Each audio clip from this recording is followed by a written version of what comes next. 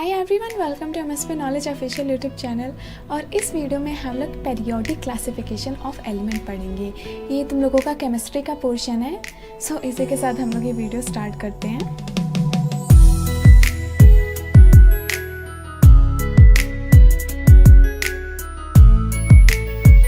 यहाँ पे जितनी भी तुम लोग चीज़ें देख रहे हो वो सब के सब एलिमेंट से बनी हुई हैं। चाहे कॉइन हो गया, गोल्ड हो गया, यहाँ पे कॉपर हो गया, सिर्फ और सिर्फ मेटल्स नहीं, तुम लोग क्लॉथ भी मान लो, फूड भी जितनी भी तुम लोग खाते हो कुछ ना कुछ किसी ना किसी एलिमेंट से बनी रहती हैं।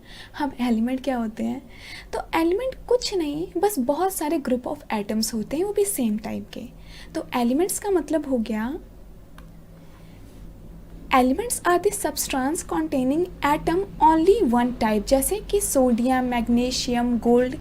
एक्चुअली में एयू को ही हम लोग गोल्ड बोलते हैं, ठीक है। पेरियोडिक टेबल में एयू से हम लोग गोल्ड को रिप्रेजेंट करते हैं। तो यहाँ पे इसको हम लोग गोल्ड इसलिए कह रहे हैं क्योंकि यहाँ पे इसमें बहुत सारे एटम्स हैं गोल्ड के, सिर्फ और सिर्फ गोल्ड्स के एटम है, इसलिए हम लोगों को ये गोल्ड दिखता है, ठीक है। तो गोल्ड भी क्या है? एक एलिमेंट है। So matter around us is present in a form of elements, compound और mixture। तो जितनी भी चीज़ें तुम लोग देख रहे हो यहाँ पे इस स्लाइड में, कॉइन, सिल्वर या फिर बहुत सारे क्लोथ्स हो गए, बुक्स हो गए, तो इस सारी की सारी किसी न किसी चीज़ों से बनी हुई है, किसी न किसी एलिमेंट से बनी हुई है।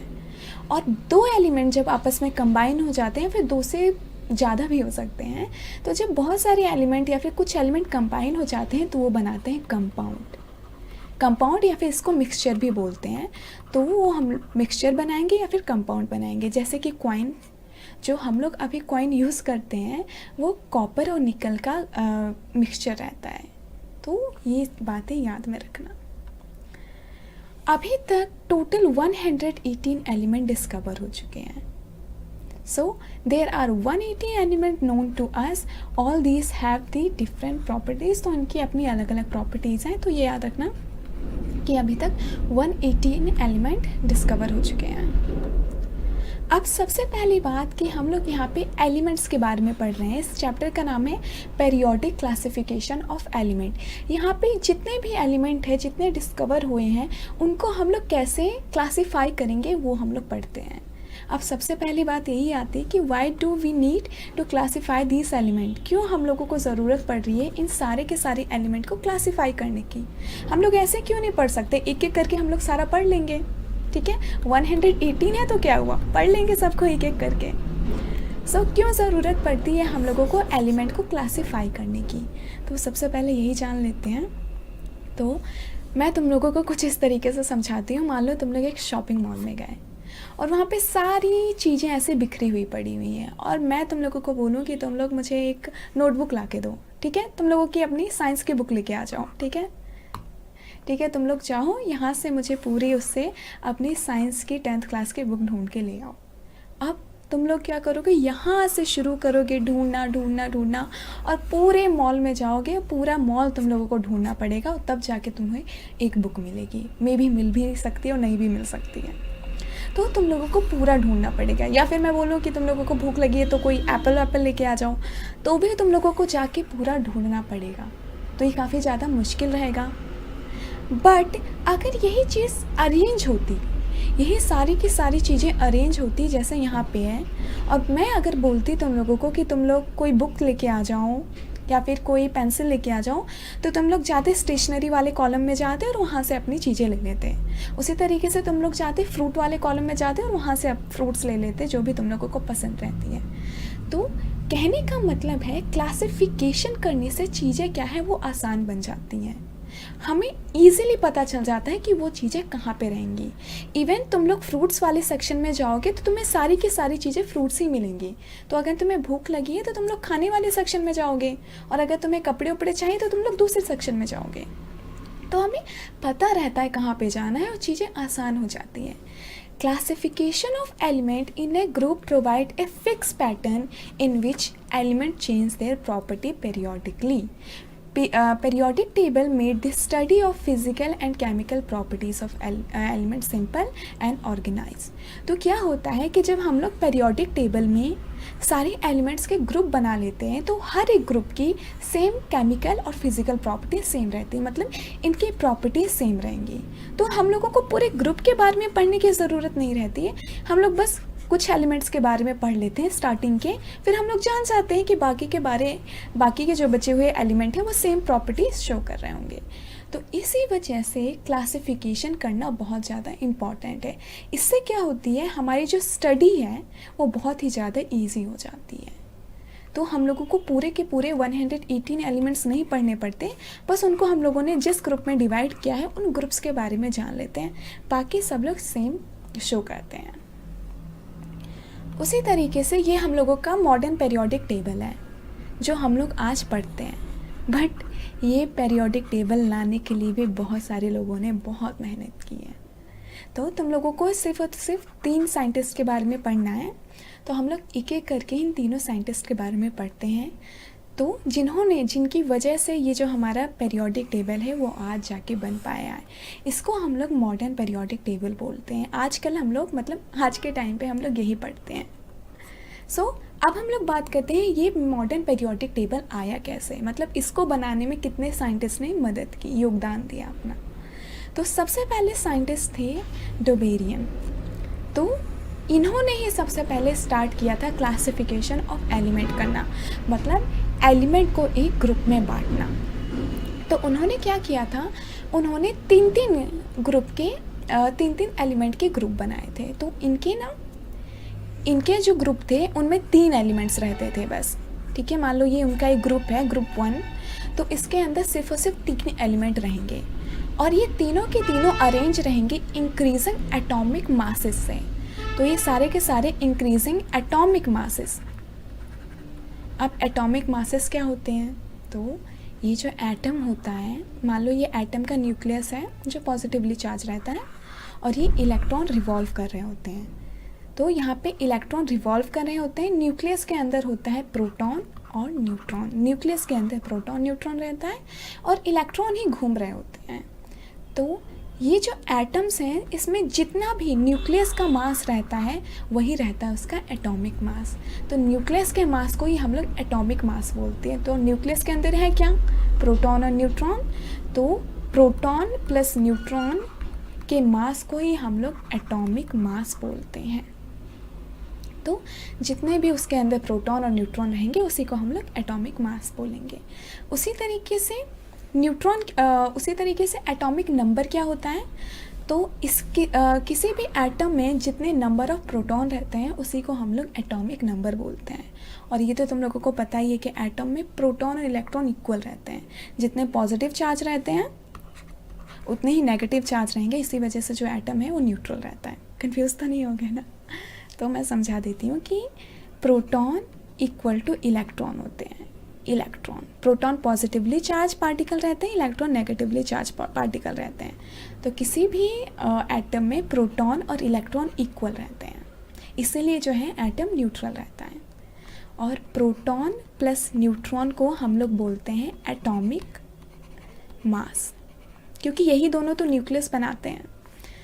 और प्रोटॉन के नंबर्स को हम लोग बोलते हैं एटॉमिक नंबर। तो ये चीज़ें याद रखना। तो उन्होंने क्या किया था, इंक्रीजिंग एटॉमिक मास से इनको अरेंज किया था। तो मतलब इसका एटॉमिक मास रहेगा कुछ, इसका उससे ज़्यादा रहेगा और इसका सबसे ज़्यादा रहेगा।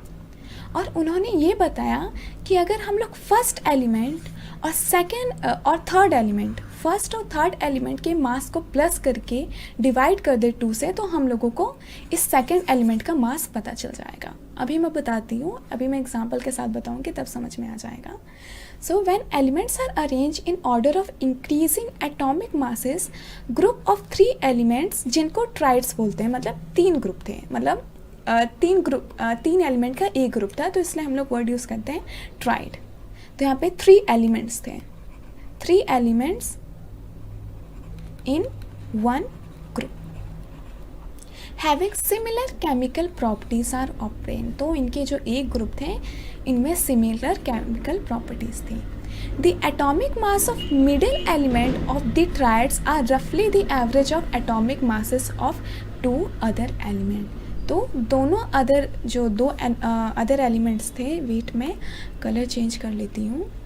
तो ये जो दो अदर एलिमेंट्स थे उन दोनों के मास को अगर उसका मीन निकालें, मीन हम लोग कैसे निकालते हैं, इन दोनों का मिडल। तो अगर हम लोग इसको प्लस कर दें और इसको प्लस कर दें और डिवाइड कर दें 2 से, हाफ मीन निकालना है ना, तो उसको डिवाइड कर देंगे 2 से, तो हम लोगों को सेकंड एलिमेंट का रफली एक एटॉमिक मास पता चल जाएगा। वेट मैं एग्जांपल के थ्रू बताती हूँ। तो जैसे कि यहाँ पे ये एक ट्राइड था, एक ये ग्रुप था और एक ये ग्रुप था और एक ये ग्रुप था। टोटल सिर्फ और सिर्फ डोबेरियन ने 3 ग्रुप ही बनाए थे, 3 ही ट्राइड्स बना पाए थे।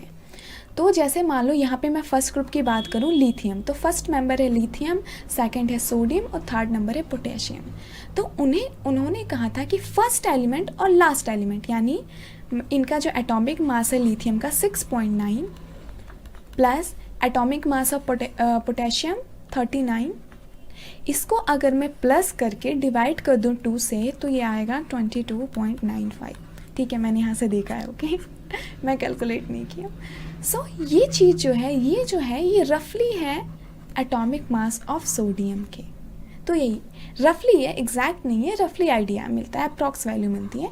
तो यही जो वैल्यू है वो सोडियम की आएगी। तो उन्होंने यही कहा था, उन्होंने कहा था कि हम लोग अगर फर्स्ट एलिमेंट और उसके थर्ड एलिमेंट का मीन निकालें तो हम लोगों को सेकंड एलिमेंट का एटॉमिक मास मिल जाएगा। यही बस उन्होंने कहा था। सो जैसे यहाँ पे हम लोग कैल्शियम और बेरियम को प्लस करके इसका मीन निकालेंगे तो हम लोग को स्ट्रोंटियम का मिल जाएगा एटॉमिक मास। उसी तरीके से क्लोरीन, आयोडीन, तो हम लोगों को ब्रोमीन मिल जाएगा।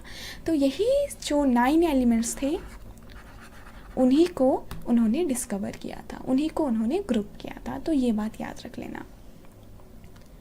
अब हम लोग बात करते हैं लिमिटेशन की। देखो, सबसे पहले हम लोग साइंटिस्ट के बारे में जानेंगे, उन्होंने अपना जो टेबल दिया था उसके बारे में पढ़ेंगे, उसके बाद हम लोग उनकी लिमिटेशन देख लेंगे। लिमिटेशन मतलब क्या गलत था, ठीक है, क्यों इनका जो टेबल है वो आगे नहीं चल पाया था। तो इसका रीज़न था only 3 triads were recognise from the element known at that time. तो जितने भी एलिमेंट उस समय डिस्कवर हुए थे, देखो ये टाइम था ना एलिमेंट के डिस्कवरी का, मतलब हर साल एक नए नए एलिमेंट डिस्कवर हो रहे थे। तो जितने भी एलिमेंट उस समय जितने भी एलिमेंट डिस्कवर हुए थे वो सब के सब इसमें नहीं फिट आ पाए थे। वो सिर्फ और सिर्फ 3 ही ग्रुप बना पाए थे इन एलिमेंट्स का। तुम लोगों को ये फर्स्ट वाला ग्रुप याद रखना है। क्वेश्चन में ये नहीं पूछा जाएगा कि डोबेरियन के तीनों ट्रेड्स के नाम बताओ। क्वेश्चन में जब तुम लोगों को पूछा जाएगा, लिमिटेशन बतानी होगी, तब तुम लोगों को एग्जाम्पल देने के वक्त इनकी ज़रूरत पड़ेगी, एग्जाम्पल देने के वक्त इन सब की ज़रूरत पड़ेगी। तो फर्स्ट वाले का तुम लोग एटॉमिक मास ये भी याद कर लेना, ठीक है। वेट में कलर चेंज कर लूँ। तो तुम लोग ये चीज़ एटॉमिक मास भी याद कर लेना क्योंकि तुम लोगों को एग्जाम्पल देना पड़ेगा। तो यही कारण था कि उस समय उन्होंने 9 एलिमेंट ही डिस्कवर किए थे, बाकी सारे इस ट्रेड वाले जो ग्रुप थे उसमें फिट नहीं आ पा रहे थे। जो उन्होंने बताया था कि फर्स्ट एलिमेंट और थर्ड एलिमेंट के मीन निकालेंगे तो हम लोगों को सेकंड एलिमेंट का एटॉमिक मास पता चल जाएगा, तो इस पर फिट नहीं बैठ रहे थे। तो यही था इनकी लिमिटेशन। अब आप लोग ऐसा कोई पीरियोडिक टेबल तो नहीं बनाओगे जिसमें टोटल 9 एलिमेंट ही हों, तो इसीलिए ये आगे नहीं चल पाए थे। बट हाँ, शुरुआत तो इन्होंने की थी। 1 मिनट का एक छोटा सा ब्रेक है। तुम लोगों को एक छोटी सी इन्फॉर्मेशन देनी थी कि डिस्क्रिप्शन में मैंने 4 सैम्पल पेपर्स के वीडियोस डाल रखे हैं, तो तुम लोगों को लिंक मिल जाएगा। इन लिंक को ज्वाइन करके तुम लोग वीडियोस देख सकते हो। ये जो मैंने 4 सैम्पल पेपर्स करवा रखे हैं तो वो अबाउट 2 आवर्स में मैंने एक सैम्पल पेपर करवाया है। तो ये तुम लोग ज़रूर से देख लेना क्योंकि तुम लोगों को सैम्पल पेपर करना बहुत ज़्यादा इम्पॉर्टेंट है। और मैंने कहा था कि मैं तुम लोगों को 5 सैम्पल पेपर्स करवाऊँगी, तो मैंने 4 ऑलरेडी करवा रखे हैं। तुम लोगों को डिस्क्रिप्शन में लिंक मिल जाएगा। तो ये 2 आवर की क्लास है और मैंने अगर स्लो पढ़ाया हुआ है तो तुम लोग 2x की स्पीड से कर सकते हो। तो इससे तुम लोगों का काफ़ी ज़्यादा फास्ट तुम लोग चारों के चारों सैम्पल पेपर कंप्लीट कर पाओगे। इनको तुम लोग एग्ज़ाम से पहले कभी भी देख लेना, इवन मैं बोलूँगी कि 2 बार देख लेना क्योंकि सैम्पल पेपर सॉल्व करना बहुत ज़्यादा इम्पॉर्टेंट है, एकदम क्वेश्चंस आउट हो जाते हैं। तो ये तुम लोग चेक कर लेना, डिस्क्रिप्शन बॉक्स में तुम लोगों को लिंक मिल जाएगा। अगर ओपन होते वक्त ये सारी की सारी क्लासेस फ्री हैं, तुम लोगों को अपनी एंड से कोई भी पे नहीं करना है। और अगर ओपन होते वक्त अगर कोई कोड पूछे तो तुम लोग यूज़ करना MSPK10। अगर तुम लोग ये कोड यूज़ करोगे तो ये अपने आप फ्री में इनरोल हो जाओगे, अपने आप क्लास जो है ओपन हो जाएगी। तो इसको तुम लोग एग्ज़ाम से पहले कभी भी देख लेना। और तुम लोग चाहो तो जो अनअकैडमी है वो हर संडे एक टेस्ट लेती है अनअकैडमी कॉम्बैक्ट करके, तो तुम लोग चाहो तो उसको भी दे सकते हो। तो कोड अगर इनरोल करते वक्त कोई कोड पूछे तो तुम लोग कोड यूज़ करना MSPK10। और अगर तुम लोग सब्सक्रिप्शन लेने का सोच रहे हो तो ये काफ़ी अच्छा टाइम है, क्योंकि 2 दिन बाद जो प्राइसेस है वो काफ़ी ज़्यादा हाई हो जाएंगी। तो इसीलिए अगर तुम लेना चाहते हो तो ये काफ़ी अच्छा टाइम है, क्योंकि अभी जो प्राइसेस हैं वो काफ़ी लो हैं। तो ये भी ले सकते हो, बस कोड याद रखना है MSPK10। तो ये सारी की सारी थी ये छोटी सी इन्फॉर्मेशन जो मुझे तुम लोगों को देनी थी। अब हम लोग आते हैं अपने टॉपिक। अब हम लोग नेक्स्ट साइंटिस्ट के बारे में पढ़ते हैं। तो नेक्स्ट साइंटिस्ट थे न्यूलैंड। तो उन्होंने अपना लॉ दिया था, इसको हम लोग बोलते हैं न्यूलैंड्स लॉ ऑफ ऑक्टेव। तो उन्होंने क्या किया था कि उन्होंने सारे एलिमेंट को अरेंज किया एटॉमिक मासेस से। तो उन्होंने एलिमेंट को अरेंज किया एटॉमिक मासेस से, इंक्रीजिंग एटॉमिक मासेस से। फिर उन्होंने बताया कि जो पहला एलिमेंट है, जैसे कि मान लो यहाँ पे मैं कोई एक एलिमेंट ले लूँ, ठीक है। सो यहाँ पे मैंने बहुत सारे एलिमेंट ले लिए हैं। तो उन्होंने बताया था कि जो पहला एलिमेंट है, जो फर्स्ट एलिमेंट है और जो 8th एलिमेंट है, मतलब 1 2 3 4 5 6 7 8, तो जो पहला एलिमेंट है और जो 8th एलिमेंट है, इन दोनों की प्रॉपर्टी जो होगी सिमिलर होगी। मतलब अगर हम लोग सारे एलिमेंट को एटॉमिक मासेस के हिसाब से अरेंज कर दें तो जो पहला एलिमेंट रहेगा और जो 8th एलिमेंट रहेगा, उनकी जो एटॉमिक मासेस होंगी, एटॉमिक मासेस नहीं मतलब जितनी भी प्रॉपर्टीज़ होंगी, जितनी भी केमिकल और फिज़िकल प्रॉपर्टीज़ होंगी, वो ऑलमोस्ट सिमिलर होंगी। सो इसी को हम लोग न्यूलैंड्स लॉ ऑफ ऑक्टेव्स बोलते हैं। ऑक्टेव मतलब 8th, जो 8 एलिमेंट रहेंगी उनकी प्रॉपर्टी सेम रहेगी। So Newlands arrange the known element in order of increasing atomic masses and found that the properties of every 8th element is similar to that of first element। तो हमेशा first element की जो property होगी वो 8 element के similar होगी। He compares this to the octaves found in music and call it law of octaves। For example, the properties of lithium and sodium were found to be same। मतलब इन्होंने ना इसको बताया musical वाले, जो हम लोग सारे गामा पाधा नी सा 7 सुर होते हैं, जो 7 सुर हम लोग पढ़ते हैं, उसी के हिसाब से उन्होंने बताया कि अब 7 सुर होते हैं और 8 मैं तुम लोग को समझाती हूँ। तो उन्होंने कहा जैसे कि हम लोग सारे गामा पढ़ते हैं तो सा रे गा मा पा धा नी। अब नी के बाद वापस से सा आता है, तो जैसे कि वापस से सा आता है तो देखो 2 सा साथ में आ गए, मतलब दोनों सेम हो गए। उसी तरीके से इन्होंने कहा कि जैसे वापस सा आता है, जो 8th एलिमेंट रहता है वो फर्स्ट एलिमेंट, जो 8th, इसको हम लोग सा को 8th बोलेंगे ना, तो जो 8th रहेगा वो फर्स्ट के सिमिलर रहेगा।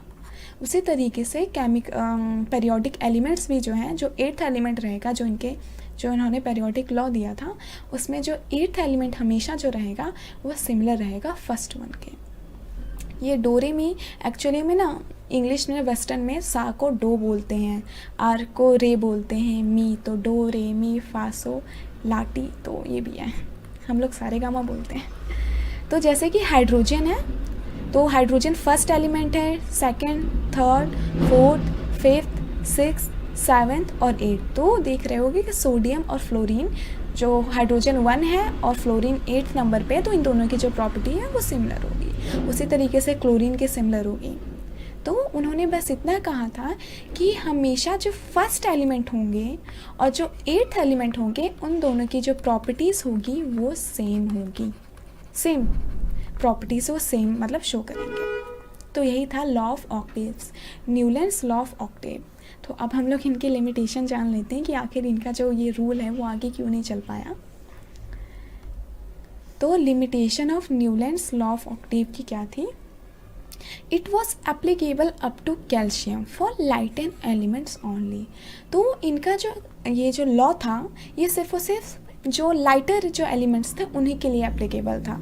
तो सिर्फ और सिर्फ कैल्शियम तक ही वैलिड था। कैल्शियम का एटॉमिक मास जो होता है वो होता है 40 AMU, तो ये एटॉमिक मास है ये। तो सिर्फ और सिर्फ ये लाइटर एलिमेंट तक ही वैलिड था, सिर्फ और सिर्फ कैल्शियम तक ही था। आगे जो भारी एलिमेंट थे वो इस तरीके का वो ट्रेंड शो नहीं कर रहे थे, तो ये एक लिमिटेशन थी। दूसरा था the properties of new discover element did not fit into the law of octave. तो उन्होंने उस समय पे जितने भी एलिमेंट्स थे उनको तो डिस्कवर कर लिया, बट बाद में जो एलिमेंट डिस्कवर हुए, बाद में जो नए एलिमेंट डिस्कवर हुए वो इस लॉ ऑफ ऑक्टेव में फिट नहीं बैठ रहे थे। तो ये भी एक लिमिटेशन थी। उन्हें लगा होगा कि क्या आगे कोई एलिमेंट डिस्कवर नहीं होंगे, मतलब हो सकता है। सो ये चीज़ थी। तो आगे जितने भी न्यू एलिमेंट डिस्कवर हुए तो वो सारे इनमें फिट नहीं बैठ रहे थे। To fit the elements into a table, Newlands put even two elements together in one slot and two its columns of unlike element having the very different properties. तो उन्होंने ना कहीं कहीं जगह पे दो एलिमेंट साथ में पुट कर दिए। देखो जैसे यहाँ पे कोबाल्ट और निकल, तो इन दोनों को साथ में पुट कर दिया, जिसकी वजह से यहाँ पे जो ये जो इन्होंने बोला था एक स्लॉट में एक एलिमेंट होने चाहिए वो नहीं वैलिड हो रहा है। ठीक है, एक्चुअली मैं बोला नहीं था, बट हाँ एक स्लॉट में सिर्फ और सिर्फ एक एलिमेंट होना चाहिए, तो यहाँ पे नहीं। उन्होंने अपना ये जो ऑक्टेट वाला रोल सेटिस्फाई करने के लिए यहाँ पे दोनों को साथ में रख दिया। ठीक है, और इन दोनों की प्रॉपर्टीज़ भी उतनी सिमिलर भी नहीं थी, तो इस वजह से यहाँ पे जो है वैलिड नहीं है। देखो यहाँ पे भी साथ में रख दिया है, तो इस वजह से इनकी यही सारी लिमिटेशन थी। पहला कि सिर्फ और सिर्फ लाइटर एलिमेंट तक ही ये जो ट्रेंड था वो शो हो पा रहा था। दूसरा जो नए एलिमेंट डिस्कवर हुए वो इस टेबल में फिट नहीं आ पा रहे थे। और तीसरा कि इन्होंने साथ में एक स्लॉट में दो एलिमेंट पुट कर दिए और जिनकी प्रॉपर्टीज़ भी ऑलमोस्ट सेम नहीं थी। तो ये सारे के सारे लिमिटेशन थे, तो ये तुम लोग याद कर लेना, एग्ज़ाम पॉइंट ऑफ व्यू से ये काफ़ी इंपॉर्टेंट है। अब हम लोग आगे बढ़ते हैं। अब हम लोग बात करते हैं मेंडलीव्स पीरियोडिक टेबल की। सो मेंडलीव को ही हम लोग father of modern periodic table बोलते हैं, तो इन्हीं को फादर बोला जाता है हमारे मॉडर्न पीरियोडिक टेबल का, क्योंकि इन्होंने जो काम किया था वो एकदम नेक्स्ट लेवल वाला काम था। तो एक्चुअली में ना उस समय जब इन्होंने जब वो अपना पीरियोडिक टेबल बना रहे थे तो उस समय टोटल 63 एलिमेंट डिस्कवर हुए थे। तो उन्होंने क्या किया ना कि हर एक एलिमेंट के लिए एक कार्ड बना लिया, तो टोटल उन्होंने 63 कार्ड्स बनाए थे और उन्होंने इनको 63 कार्ड्स को अरेंज किया इंक्रीजिंग एटॉमिक मासेस से। तो उन्होंने इनको अरेंज कर दिया इंक्रीजिंग एटॉमिक मास में। तब उन्होंने क्या देखा कि जब वो ऐसे कार्ड फिक्स कर रहे थे, मतलब उन्होंने इंक्रीजिंग एटॉमिक मास के हिसाब से जब कार्ड को लगाया, तो वो देखते हैं कि मान लो यहाँ पे मैं एक एग्जांपल दे रही हूँ, मान लो ये कोई साइज़ वाला, ठीक है, एटॉमिक साइज़ का है इस एलिमेंट का, मतलब उन्होंने कार्ड में उस एलिमेंट का नाम लिखा, उसका जो भी उसके एटॉमिक नंबर थे और जो भी एटॉमिक मास थे वो लिखा, उसके बाद कुछ फिज़िकल प्रॉपर्टीज़ लिखी और कुछ केमिकल प्रॉपर्टीज़ लिखी। तो ऐसे ऐसे करके उन्होंने ये कार्ड्स बनाए।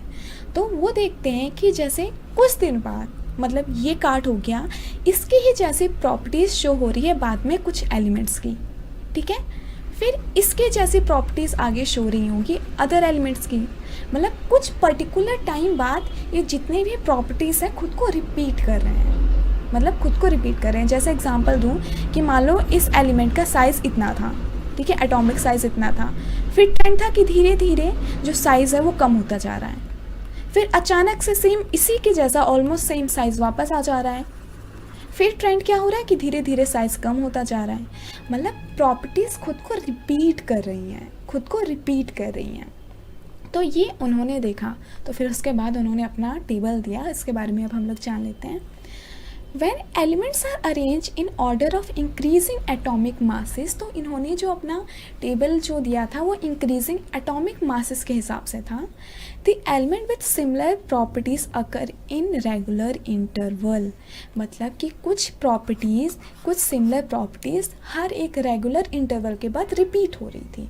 जैसे यहाँ पे पहले साइज़ ये था, कुछ देर बाद हम लोगों को वैसा ही साइज़ मिलेगा, मतलब अप्रॉक्स सेम मिलेगा, उसके बाद फिर वैसा ही साइज़ मिलेगा, मतलब जो प्रॉपर्टीज़ हैं वो खुद को रिपीट कर रही हैं।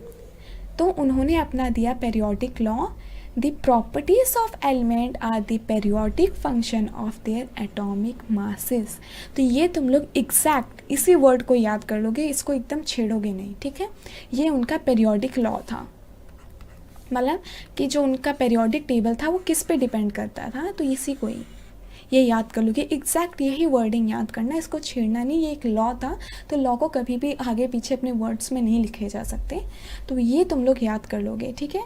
ये उनका था मेंडलीव का पेरियोडिक लॉ। तो इसको जैसे तुम लोग, जैसा मैंने लिखा हुआ है लॉ, तो उसको तुम लोग वैसा ही याद करोगी। The properties of element are periodic function of their atomic masses. तो इसका मतलब क्या है कि जितने भी प्रॉपर्टीज़ रहती हैं वो खुद को रिपीट करेंगी अगर हम लोग अरेंज कर दे सबको एटॉमिक मासेस के हिसाब से। तो यही था इनका पेरियोडिक लॉ, इसको तुम लोग याद कर लोगे। तो जो मेंडलीव ने जो अपना पेरियोडिक टेबल दिया था, Mendeleev periodic table is based on chemical properties of element. It contains 7 periods and 8 groups. तो एक्चुअली में ये जो इस तरीके की जो लाइन रहती हैं, बच्चे कंफ्यूज हो जाते हैं, इवन मैं भी कंफ्यूज होती थी पहले। तो इस तरीके की लाइन रहती हैं, इनको हम लोग बोलते हैं पीरियड्स।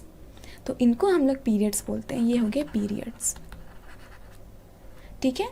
और इस तरीके की जो ये है वेट, और इस तरीके की जो लाइन रहती हैं, इसको हम लोग बोलते हैं ग्रुप्स। तो ये हो गए ग्रुप्स। जो वर्टिकल्स लाइन रहती है वो ग्रुप्स रहती हैं, जो हॉरिजॉन्टल लाइन रहती है वो period. Vertical groups, horizontal period, तो ये याद रख लेना। अब हम लोग आगे बढ़ते हैं। तो ये उनका पेरियोडिक टेबल था।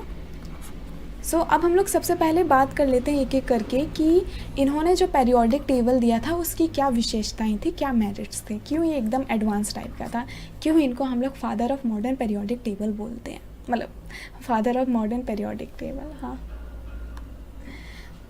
सबसे पहली बात कि हम बात करते हैं merits of Mendeleev periodic table. तो वो काफ़ी ज़्यादा स्मार्ट थे। उन्होंने क्या देखा, मतलब ये एकदम नेक्स्ट लेवल वाले स्मार्ट थे। उन्होंने कार्ड्स को जब अरेंज किए, ठीक है, उन्होंने जब कार्ड्स को, जो 63 कार्ड्स उन्होंने बनाए थे, क्योंकि उस समय 63 एलिमेंट ही डिस्कवर हुए थे, बाकी नहीं हुए थे। तो उन्होंने जब कार्ड्स को अरेंज किए ना, तो उन्होंने बीच में गैप भी रखा, मतलब कि मान लो ये गैप रख लिया, ठीक है। उन्होंने कहा कि ठीक है, इनको इंक्रीजिंग एटॉमिक मासेस से तो मैं लगा रहा हूँ, बट यहाँ पे जो कार्ड है, यहाँ पे ये वाला कार्ड फिट नहीं बैठ रहा है। इसका जो एटॉमिक मास होगा, जो भी इसकी जो प्रॉपर्टीज़ होगी, वो इस वाले कार्ड से सेम होनी चाहिए, पर ये वाला कार्ड यहाँ पे फिट नहीं बैठ रहा है। यहाँ पे कोई ना कोई एलिमेंट ज़रूर है जो मिसिंग है, वो फ्यूचर में जाके डिस्कवर होगा। उन्होंने इतनी बात बोल दी, मतलब उन्होंने कहा कि यहाँ पे जो एलिमेंट होगा अभी तो डिस्कवर नहीं हुआ है, ओके कोई बात नहीं, बट यहाँ पे जो एलिमेंट आगे जाके डिस्कवर होगा उसकी प्रॉपर्टीज़ ये रहेंगी, उसका एटॉमिक मास कुछ एकदम एग्जैक्ट उन्होंने बता दिया था, मतलब थोड़ा सा अप्रॉक्स था बट ऑलमोस्ट सेम था कि उसकी जो न्यू एलिमेंट डिस्कवर होगा उसकी प्रॉपर्टीज़ ये रहेंगी, उसका बॉइलिंग पॉइंट ये रहेगा, और जो भी उनकी प्रॉपर्टीज रहेगी वो डिस्कवर होंगी। और पता है आगे चल के एकदम सेम यही चीज़ हुआ था। जो उन्होंने गैप रखे थे, वहाँ पे न्यू एलिमेंट जो आगे डिस्कवर हुए वो एग्जैक्टली फिट बैठते थे। तो समझ सकते हो।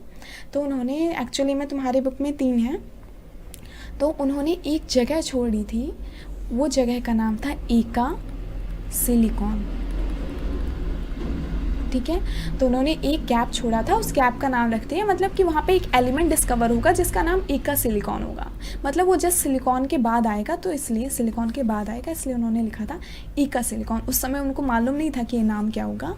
तो जो एका सिलिकॉन था, उसी तरीके से उन्होंने एक नाम रखा था एका एल्मोनियम, ठीक है, एका एल्मोनियम, और एक और नाम रखा था एका बोरॉन, ठीक है। तो ऐसे करके उन्होंने 3 गैप छोड़े थे। 3 ही एग्जाम्पल में तुम लोग अभी रखो। तो जो एका सिलिकॉन था वो आगे चल के बन गया स्कैंडियम, नहीं एका बोरॉन बन गया था स्कैंडियम, ठीक है। तो जो एका बोरॉन की जितनी भी प्रॉपर्टीज़ थी वो आगे चल के जब स्कैंडियम डिस्कवर हुआ ये एलिमेंट, तो एग्जैक्ट मैच करी, तो वो जो जगह थी वो स्कैंडियम की थी। उसी तरीके से जो एका सिलिकॉन की जो जगह थी वो थी जर्मेनियम की, और उसी तरीके से एका एलिमॉन की गैलियम की जगह थी। तो इसलिए बोलते हैं some gaps were left for the undiscovered element like gallium, scandium and germanium. तो जो गैप्स थे उसमें ये जो 3 एलिमेंट्स हैं वो आगे जाके फ्यूचर में डिस्कवर हुए और एग्जैक्ट वो उस गैप में फिट बैठ गए। समझ सकते हो कितनी नेक्स्ट लेवल वाली बात थी। The periodic properties of elements on the basis of their position in periodic table. तो एक्चुअली में ना इन्होंने क्या किया था कि इन्होंने प्रॉपर्टीज़ को ज़्यादा महत्व दिया था, एटॉमिक मासेस को नहीं। ठीक है, उन्होंने ऐसा नहीं किया था कि एटॉमिक मासेस के हिसाब से अरेंज करना है। उन्होंने क्या किया, जहाँ पे प्रॉपर्टी सिमिलर हो रही वहाँ पे चीज़ों को ला दिया। इस वजह से थोड़ा एटॉमिक मासेस वाला भी डिफरेंस आ गया था, मतलब एटॉमिक जो मास ज़्यादा है वो पहले आ गए थे और जो कम है वो बाद में आ गए थे। तो ये भी हुआ था, पर उन्होंने प्रॉपर्टीज़, एटॉमिक जो प्रॉपर्टीज़ हैं वो ज़्यादा उस पर फोकस किया रैदर देन एटॉमिक मासेस पे। Accumulation of novel gases when they were discovered without disturbing the original arrangement। तो उस समय जब उन्होंने अपना जो लॉ बनाया था, जब उन्होंने अपना टेबल बनाया था, तो उस समय कोई भी नोबल गैसेस डिस्कवर नहीं हुई थी। पर जब नोबल गैसेस डिस्कवर हो गई तो उन्होंने उसको छेड़ा नहीं। ठीक है, अपना जो टेबल है उसको छेड़ा नहीं, नोबल गैसेस के लिए एक अलग से 8th ग्रुप बना दिया, 7th ग्रुप बनाया था। ठीक है, स्टार्टिंग में 6 थे ग्रुप, बट क्या हुआ, नोबल गैसेस के बाद उन्होंने अपना पेरियोडिक टेबल है वो मॉडिफाई किया, इसका नेक्स्ट वर्जन पब्लिश किया, तो तब 7th ग्रुप बना दिया, उसका नाम रखा 0 ग्रुप। तो 0 ग्रुप में सिर्फ और सिर्फ जो थी नोबल गैसेस। तो उन्होंने अपना जो पेरियोडिक टेबल है उसको छेड़ा नहीं, एक नेक्स्ट ही ग्रुप बना दिया नोबल गैसेस के लिए, 0 ग्रुप। तो ये काफ़ी ज़्यादा अच्छी बातें थी। तो ये सारे के सारे जो थे वो एडवांटेज थे। ठीक है, ये न्यू चीज़ें उन्होंने ट्राई की थी अपने टेबल पे। ऊपर से एक और बात उन्होंने किया था, उन्होंने ऑक्साइड्स, मैं कलर चेंज कर दूँ, उन्होंने ऑक्साइड और हाइड्रोजन के साथ, हाइड्रोजन के ऑक्सीजन से जो चीज़ कंबाइन बन के, ऑक्सीजन के साथ जो एलिमेंट कंबाइन होता है तो वो बनाते हैं ऑक्साइड। उसी तरीके से हाइड्रोजन के साथ जो एलिमेंट कंबाइन होते हैं तो उसको हम लोग बोलते हैं हाइड्राइड्स। तो उन्होंने सारी एलिमेंट्स के ऑक्साइड और हाइड्राइड्स के भी फॉर्मूले बता दिए थे। जैसे कि ये वाला, मैं इसकी बात करूं तो यहाँ पे जितने भी एलिमेंट्स हैं नीचे वो सब के सब RO या RH2O बनाएंगे। जैसे बैरियम, तो बैरियम कौन सा ऑक्साइड बनाएगा, BeO, क्योंकि यहाँ पे RO, R मतलब एक एलिमेंट का नाम। ठीक है, और बैरियम कौन सा हाइड्रोक्साइड बनाएगा, तो हाइड्राइड बनाएगा, तो यहाँ पे RH2 है तो ये बना देगा BeH2। तो सारे के सारे हाइड्राइड्स और ऑक्साइड भी उन्होंने बताए थे, मतलब क्योंकि यही 2 एलिमेंट काफ़ी ज़्यादा रिएक्टिव होते हैं, ऑक्सीजन और हाइड्रोजन, तो सारे एलिमेंट उनके साथ कैसे रिएक्ट करेंगे वो सारी की सारी बातें उन्होंने यहाँ पे बता दी थी। ओके, तो अब हम लोग डिमेरिट्स भी देख लेते हैं। ये सारे के सारे मेरिट्स थे, सारे के सारे एडवांटेज थे। अब हम लोग डिमेरिट्स मतलब लिमिटेशन देख लेते हैं मेंडलीव क्लासिफिकेशन की। तो सबसे पहले था कि उन्होंने पोजीशन ऑफ आइसोट्रॉप्स के बारे में कुछ नहीं बताया। आइसोट्रॉप्स क्या होते हैं कि ऐसे एलिमेंट्स जिनकी जो एटॉमिक नंबर है वो सेम हो, बट इनका जो एटॉमिक मास हो वो डिफ़र करे। सो एटॉमिक नंबर जिनका सेम रहता है और एटॉमिक मास जिनके डिफरेंट हो जाते हैं वो उनको आइसोट्रॉप्स बोलते हैं। तो इन्होंने आइसोट्रॉप्स के बारे में कुछ नहीं बताया अपने टेबल में। No fix position for hydrogen, hydrogen की फिक्स पोजीशन कोई नहीं बताई थी। ठीक है, एक्चुअली में हाइड्रोजन है वो अल्कली मेटल की तरह बिहेव करता है क्योंकि इसकी वैलेंसी 1 रहती है, और ये कुछ हैलोजन की तरह भी बिहेव कर देता है। तो इस वजह से, क्योंकि उसकी भी -1 में 1 रहती है वैलेंसी, तो इस वजह से हाइड्रोजन की कोई फिक्स पोजीशन नहीं बताई थी उन्होंने। वैसे अभी भी एग्जैक्ट टाइम में भी हाइड्रोजन की फिक्स पोजीशन नहीं है, बट या wrong order of atomic masses of the element could not be explain. तो जैसा कि मैंने बताया कि उन्होंने पेरियोडिक प्रॉपर्टीज़ को ज़्यादा महत्व दिया रेदर देन एटॉमिक मासेस। तो कुछ क्या हुआ कि उनका ट्रेंड्स जो है वो थोड़ा सा गड़बड़ा गया। उन्होंने सबसे पहले जो ज़्यादा वेट के थे उनको पहले रख दिया और कम वेट के लास्ट में रखे। वेट में दिखा देती हूँ तुम लोगों को। सो यहाँ पे जैसे कि इस जगह देखो, यहाँ पे कोबाल्ट है जिसका आई डोंट नो तुम लोगों को दिख रहा होगा या नहीं, कोबाल्ट का 58.93 है, और निकल का जो है वो 58.71 है।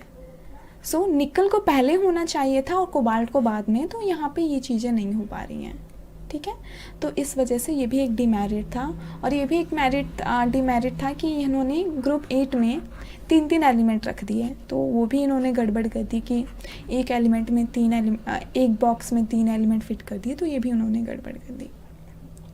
और दूसरा बात था कि उन्होंने लेंथेनॉइड और एक्टिनॉइड के बारे में भी कुछ नहीं बोला था, ठीक है, मतलब लेंथेनॉइड और एक्टिनॉइड को प्लेस नहीं किया, तो ये भी एक उनका डिमेरिट था। तो टोटल तुम लोगों को इतने, एक और इसमें लिख दो कि उन्होंने बहुत सारे एलिमेंट को एक साथ रख लिया, और दूसरा कि लेंथेनॉइड और एक्टिनॉइड के लिए कोई भी जगह नहीं छोड़ी। तो ये हो गया लेंथेनॉइड और एक्टिनॉइड के लिए भी कोई भी उन्होंने जगह नहीं छोड़ी थी। तो ये सारे के सारे ये जो डिमेरिट्स, सारे के सारे डिमेरिट्स तुम लोगों को याद करने। इसमें क्वेश्चन क्या आते हैं, क्वेश्चन तुम लोगों को इस टॉपिक से उतने नहीं आते, अगर आएगा तो सिर्फ और सिर्फ इतना आता है कि क्या लिमिटेशन थी मेंडलीव्स क्लासिफिकेशन की, या फिर डोवेरियन की, या फिर न्यूलैंड्स की। तो लिमिटेशन आते हैं और उनका जो बेसिक लॉ था वो क्या था, ठीक है, जो मतलब बेसिक उन्होंने कैसे क्लासीफाई किया था। जैसे कि डोबेरियन ने ट्रेट्स बनाए थे, न्यूलैंड्स ने ऑक्टेव बनाए, और मेंडलीव का तो उन्होंने पीरियोडिक लॉ ही दे दिया।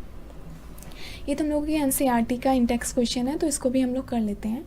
Did Dobereiner triads also exist in column of Newlands octave? तो जो डोबेरियन ने जो ट्रेट्स दिए थे, क्या वो न्यूलैंड्स ने जो बनाए उसमें एग्जिस्ट करते थे? तो या करते थे।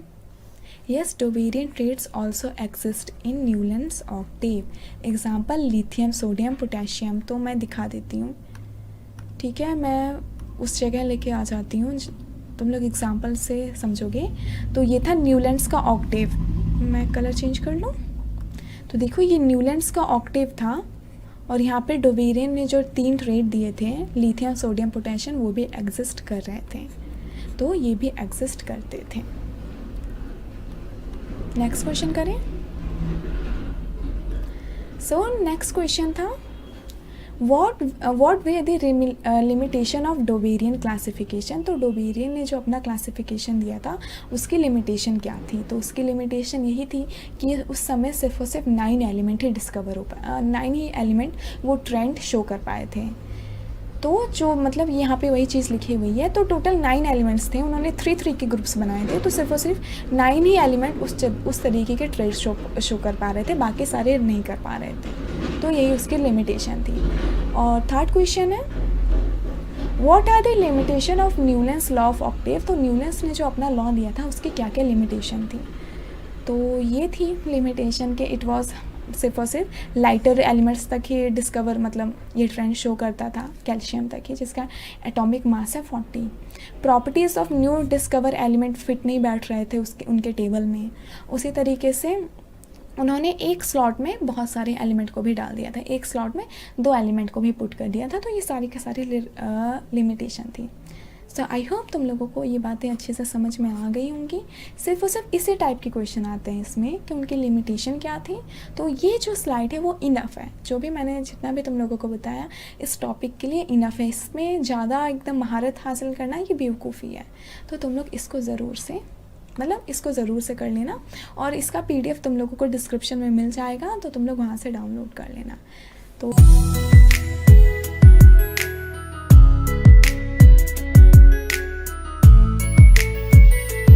ये जो तुम लोग प्यारा सा पेरियोडिक टेबल देख रहे हो, इसी को हम लोग मॉडर्न पेरियोडिक टेबल बोलते हैं।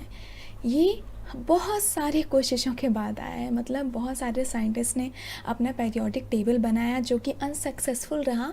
फिर बाद में तभी हम लोगों को ये परफेक्ट पेरियोडिक टेबल मिला। तो इसको बनाने में बहुत सारे लोगों ने अपना योगदान दिया। मतलब हम लोग ऐसा नहीं कह सकते थे कि जो हम लोगों ने पिछले साइंटिस्ट के बारे में पढ़ा, उन्होंने अपना जो टेबल बनाया वो गलत था, ऐसा नहीं कह सकते। क्यों? क्योंकि ये कोई चीज़ अनपरफेक्ट से ही तो परफेक्ट बनती है। तो हम लोगों को ये जो perfect time table periodic time table मिला है वो उन्हीं की वजह से मिला है। सो इस लेक्चर में हम लोग इस टेबल के जितने भी ट्रेंड्स होते हैं वो सब के बारे में पढ़ेंगे। तो ये देख लो। अब मैं इसमें तुम लोगों को ब्लॉक्स के बारे में बता देती हूँ। तो ये जो ग्रुप 1 है और ग्रुप 2, अब ग्रुप्स क्या होते हैं, पीरियड क्या होते हैं, वो हम लोग आगे बात करेंगे। अभी हम बस इतना जानो कि जो जो ऐसी लाइन रहती हैं, जो वर्टिकल्स लाइन रहती हैं, उनको हम लोग ग्रुप बोलते हैं, और जो हॉरिजॉन्टल लाइन रहती हैं इनको हम लोग पीरियड बोलते हैं। तो ये जो दो ग्रुप हैं इसको हम लोग एस ब्लॉक बोलते हैं। मैं कलर चेंज कर लेती हूँ तब दिखेगा। तो इसको हम लोग एस ब्लॉक बोलते हैं और इसको हम लोग पी ब्लॉक बोलते हैं। तो ये हो गया एस ब्लॉक और ये हो गया पी ब्लॉक, और इसको हम लोग जो ग्रुप 3 से लेके ग्रुप 12 तक रहता है उसको हम लोग डी ब्लॉक बोलते हैं, और नीचे रहता है एफ ब्लॉक। अब तुम लोग पूछ रहे होगे दीदी ये एफ ब्लॉक नीचे क्यों रहता है, इसको ऊपर ही क्यों नहीं फिट कर देते हैं। तो इसका जो रीज़न है काफ़ी ज़्यादा सिंपल है कि अगर हम लोग इसको अगर ऊपर फिट कर देंगे तो जो हमारा पेरियोडिक टेबल है वो काफ़ी बड़ा बन जाएगा। तो बस यही एक छोटा सा कारण है जिसकी वजह से हम लोग एफ ब्लॉक को नीचे रखते हैं, और कोई साइंटिफिक रीज़न नहीं है। तो ये हो गया एस ब्लॉक, ये हो गया पी ब्लॉक, और ये जो है इसको हम लोग डी ब्लॉक बोलते हैं, और नीचे हो जाता है एफ ब्लॉक। तो अब हम लोग आगे बढ़ते हैं। तो जो हमारा मॉडर्न पीरियोडिक टेबल है वो एटॉमिक नंबर के ऊपर बेस है। देखो जितने भी हम लोगों ने पहले टेबल्स पढ़े, जितने भी साइंटिस्ट के बारे में पढ़ा, वो सब के सब अपना जो टेबल बनाते थे वो एटॉमिक मास के ऊपर बनाते थे, मतलब एटॉमिक मास को ज़्यादा प्रेफरेंस देते थे। पर ये जो मॉडर्न पीरियोडिक टेबल है वो एटॉमिक नंबर के ऊपर बेस है। यहाँ पे एटॉमिक नंबर को ज़्यादा वैल्यू दी गई है। सो अब एटॉमिक नंबर क्या होता है, तो मैंने तुम लोगों को काफ़ी बार बता रखा है कि ये एटम होता है। एटम के अंदर एक न्यूक्लियस होता है, न्यूक्लियस के अंदर न्यूट्रॉन और प्रोटॉन रहते हैं, और इलेक्ट्रॉन जो है चारों तरफ रिवॉल्व कर रहे होते हैं। यही होता है कि इलेक्ट्रॉन का एक एटम का स्ट्रक्चर। अब किसी भी एटम के अंदर जितने नंबर ऑफ प्रोटॉन रहते हैं उसी को हम लोग एटॉमिक नंबर बोलते हैं। जैसे कार्बन के अंदर 6 प्रोटॉन है तो इसलिए उसका जो एटॉमिक नंबर है वो 6 होता है, और नाइट्रोजन के अंदर 5 प्रोटॉन है तो इसलिए उसका जो एटॉमिक नंबर है वो 5 है। अब ये बात भी सही है कि नंबर ऑफ इलेक्ट्रॉन और नंबर ऑफ प्रोटॉन इक्वल होते हैं एक न्यूट्रल एटम में, बट हम लोग इलेक्ट्रॉन को नहीं कंसिडर करते हैं क्योंकि इलेक्ट्रॉन जो है आते जाते रहते हैं, मतलब कि एक एटम से इलेक्ट्रॉन निकल भी जाता है और आ भी जाता है। तो इसलिए हम लोग एटॉमिक नंबर को नंबर ऑफ प्रोटॉन से मानते हैं, क्योंकि प्रोटॉन हमेशा फिक्स रहते हैं। Atomic number of element is more fundamental properties than atomic mass. तो एटॉमिक नंबर को हम लोग ज़्यादा प्रेफरेंस देते हैं कंपेयर टू एटॉमिक मास को। क्यों? क्योंकि एटॉमिक मास ना पॉइंट वाइज रहता है। जैसे कि एटॉमिक मास 1.1 हो सकता है, 1.2 हो सकता है, 1.3 हो सकता है, पर जो एटॉमिक नंबर रहता है वो हमेशा होल नंबर रहता है। मतलब अगर मैं 1 और 2 के बारे में बात करूं तो इसके बीच कोई भी एलिमेंट नहीं आ सकता। या तो जो एलिमेंट रहेगा उसका एटॉमिक नंबर 1 रहेगा, या फिर 2 रहेगा, या फिर 3 रहेगा, होल नंबर रहेगा। पर मास 1.1 भी हो सकते हैं, 2 भी हो सकते हैं, वो फ्रैक्शन में आ सकते हैं। इसलिए एटॉमिक नंबर जो है मोर फंडामेंटल है। According to modern periodic law, the properties of element are periodic function of their atomic number. तो ये जो मॉडर्न पेरियोडिक टेबल हम लोग पढ़ते हैं उसमें एटॉमिक नंबर को ज़्यादा प्रेफरेंस दी गई है। मतलब कि अगर हम लोग सारे एलिमेंट को एटॉमिक नंबर के हिसाब से अरेंज करें तो प्रॉपर्टीज़ जो होती हैं ना एलिमेंट की वो खुद को रिपीट करते हैं, खुद को पेरियोडिक फंक्शन में डालते हैं। पेरियोडिक फंक्शन का मतलब है कि कुछ टाइम बाद वो चीज़ें रिपीट हो रही हैं। मतलब मान लो यहाँ पे साइज़ एटम का घट रहा है तो कुछ देर बाद वो खुद को रिपीट करेंगे, फिर जो साइज़ अचानक से बढ़ जाएगा फिर घटेगा। तो मतलब ये जो साइज़ है ये खुद को रिपीट कर रहा है, एक प्रॉपर पीरियड में रिपीट कर रहा है, पीरियड ऑफ टाइम में। इसी को हम लोग बोलते हैं पेरियोडिक फंक्शन। तो अगर हम लोग सारे एलिमेंट को इंक्रीजिंग एटॉमिक मास के हिसाब से अरेंज कर लें तो प्रॉपर्टीज़ खुद को रिपीट करती हैं। इसी को हम लोग बोलते हैं मॉडर्न पेरियोडिक लॉ। सो ये तुम लोगों को याद करना है। सेम स्टेटमेंट ही तुम लोगों को याद करनी है, इसको अपने वर्ड में नहीं करते हैं क्योंकि ये लॉ है, तो लॉ को अपने वर्ड्स में नहीं लिखते हैं, इसको जस्ट वैसे का वैसे ही उतार देते हैं। तो तुम लोग ये स्टेटमेंट याद कर लोगे, the properties of elements are periodic function of their atomic number. तो ये समझ में आया। अब हम लोग आगे बढ़ते हैं। अब हम लोग बात कर लेते हैं कि कौन कौन से जो पहले के साइंटिस्ट ने टेबल बनाए थे, अपना पेरियोडिक टेबल बनाया था, उसमें बहुत सारे डिमेरिट्स थे। इसके बारे में हम लोगों ने फर्स्ट लेक्चर में बात कर ली है। अब हम लोग बात करते हैं कि जो डिमेरिट्स थे वो हमारे मॉडर्न पेरियोडिक टेबल में कैसे ओवरकम हुए। तो तुम लोगों को याद होगा कि पिछले लेक्चर में जो टेबल्स बने हुए थे उसमें एक डिमेरिट्स था कि आइसोट्रोप्स की पोजीशन नहीं फिक्स थी। पर हमारे मॉडर्न पेरियोडिक टेबल में, मैं बार बार वर्ड हमारा क्यों यूज़ कर रही हूँ, मतलब मॉडर्न पेरियोडिक टेबल में अब हम लोगों का ही हुआ मॉडर्न क्योंकि न्यू जनरेशन है। तो जो मॉडर्न पेरियोडिक टेबल है उसमें पोजीशन ऑफ आइसोट्रॉप्स दी गई है। मतलब देखो, कार्बन है ना, कार्बन के 2 आइसोट्रॉप्स होते हैं, एक 12 होता है C12 और C14। मतलब एक का एटॉमिक मास 12 है और एक का एटॉमिक मास 14 है। तो इन दोनों को हम लोग सेम ब्लॉक में रखते हैं, क्योंकि आइसोट्रॉप्स मतलब क्या होते हैं? आइसोट्रॉप जिनका एटॉमिक नंबर सेम हो पर इनका मास नंबर अलग अलग हो, तो आइसोट्रॉप्स उन्हें ही कहते हैं। Same atomic number put at one place in same group. तो कार्बन के लिए हम लोग एक C की जगह बनाए दिए हुए हैं, तो वहाँ पे सारे के सारे आइसोट्रॉप्स आ जाते हैं। तो मॉडर्न पेरियोडिक टेबल में आइसोट्रॉप्स की पोजीशन दी गई है।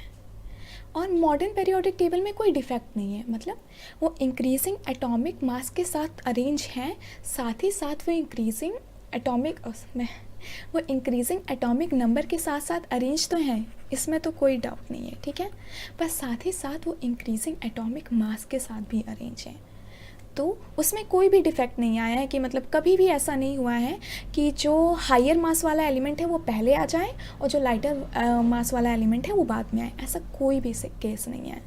तो पहले में क्या था, पहले जो उन्होंने टेबल बनाए थे साइंटिस्ट ने, उसमें क्या हो रहा था ना, कोबाल्ट जिसका एटॉमिक नंबर 27 है वो बाद में आ रहा था निकल के, और कोबाल्ट का वेट ज़्यादा है, इसका वेट कम है, इसका वेट कम है और वो बाद में आ रहा था। बल्कि ऐसा नहीं होना चाहिए था, इंक्रीजिंग एटॉमिक मास के हिसाब से अरेंज होना चाहिए था। तो हमारे मॉडर्न पेरियोडिक टेबल में ऐसा कोई भी नहीं है, ऐसा कोई सिचुएशन नहीं है जहाँ पे यहाँ पे ये रूल वैलिड हो ये रूल अनवैलिड हो रहा हो। तो cobalt with atomic number 27 come first, then after निकल।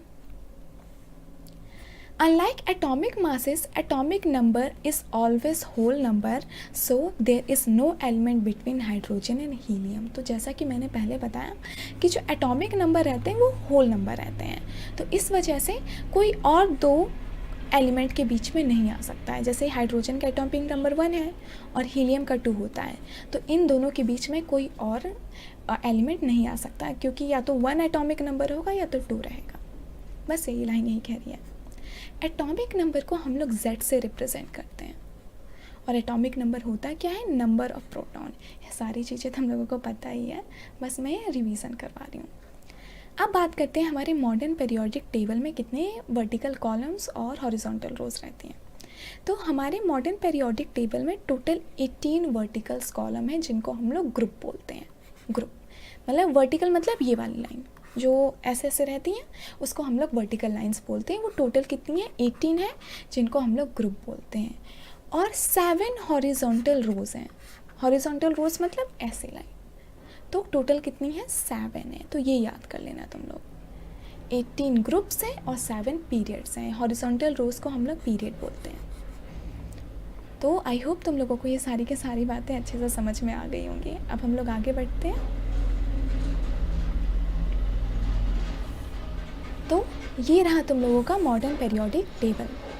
तो इसमें 18 ग्रुप्स हैं, देख रहे हो, 1 2 3 से लेके 12 13 14 15 16 17 18, तो टोटल 18 ग्रुप्स हैं। 18 ग्रुप में है सारे के सारे नोबल गैसेस। तो सारे एलिमेंट जितने भी हैं वो सब के सब नोबल गैसेस की तरह बनना चाहते हैं, मतलब कि अपने आउटर मोस्ट शेल में 8 इलेक्ट्रॉन कंप्लीट करना चाहते हैं। और टोटल 7 पीरियड है, देखो 1 2 3 4 5 6 7, तो 7 पीरियड्स हैं।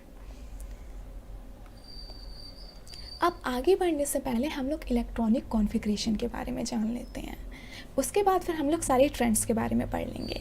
तो इलेक्ट्रॉनिक कॉन्फ़िगरेशन बहुत इंपॉर्टेंट है, तो सबसे पहले हम लोग ये जान लेते हैं।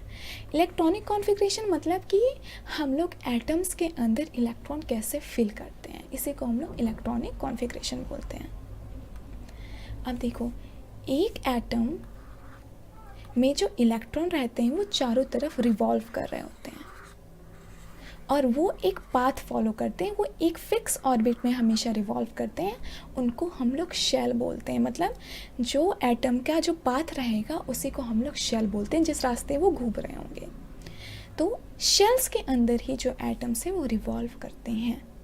अब इन शेल्स के नाम भी होते हैं। तो जो पहला शेल रहता है उसको हम लोग के शेल बोलते हैं, सेकेंड को एल, फिर एम, और अगर एक और है तो एन बोलते हैं, और ऐसे ऐसे आगे बढ़ता जाता है।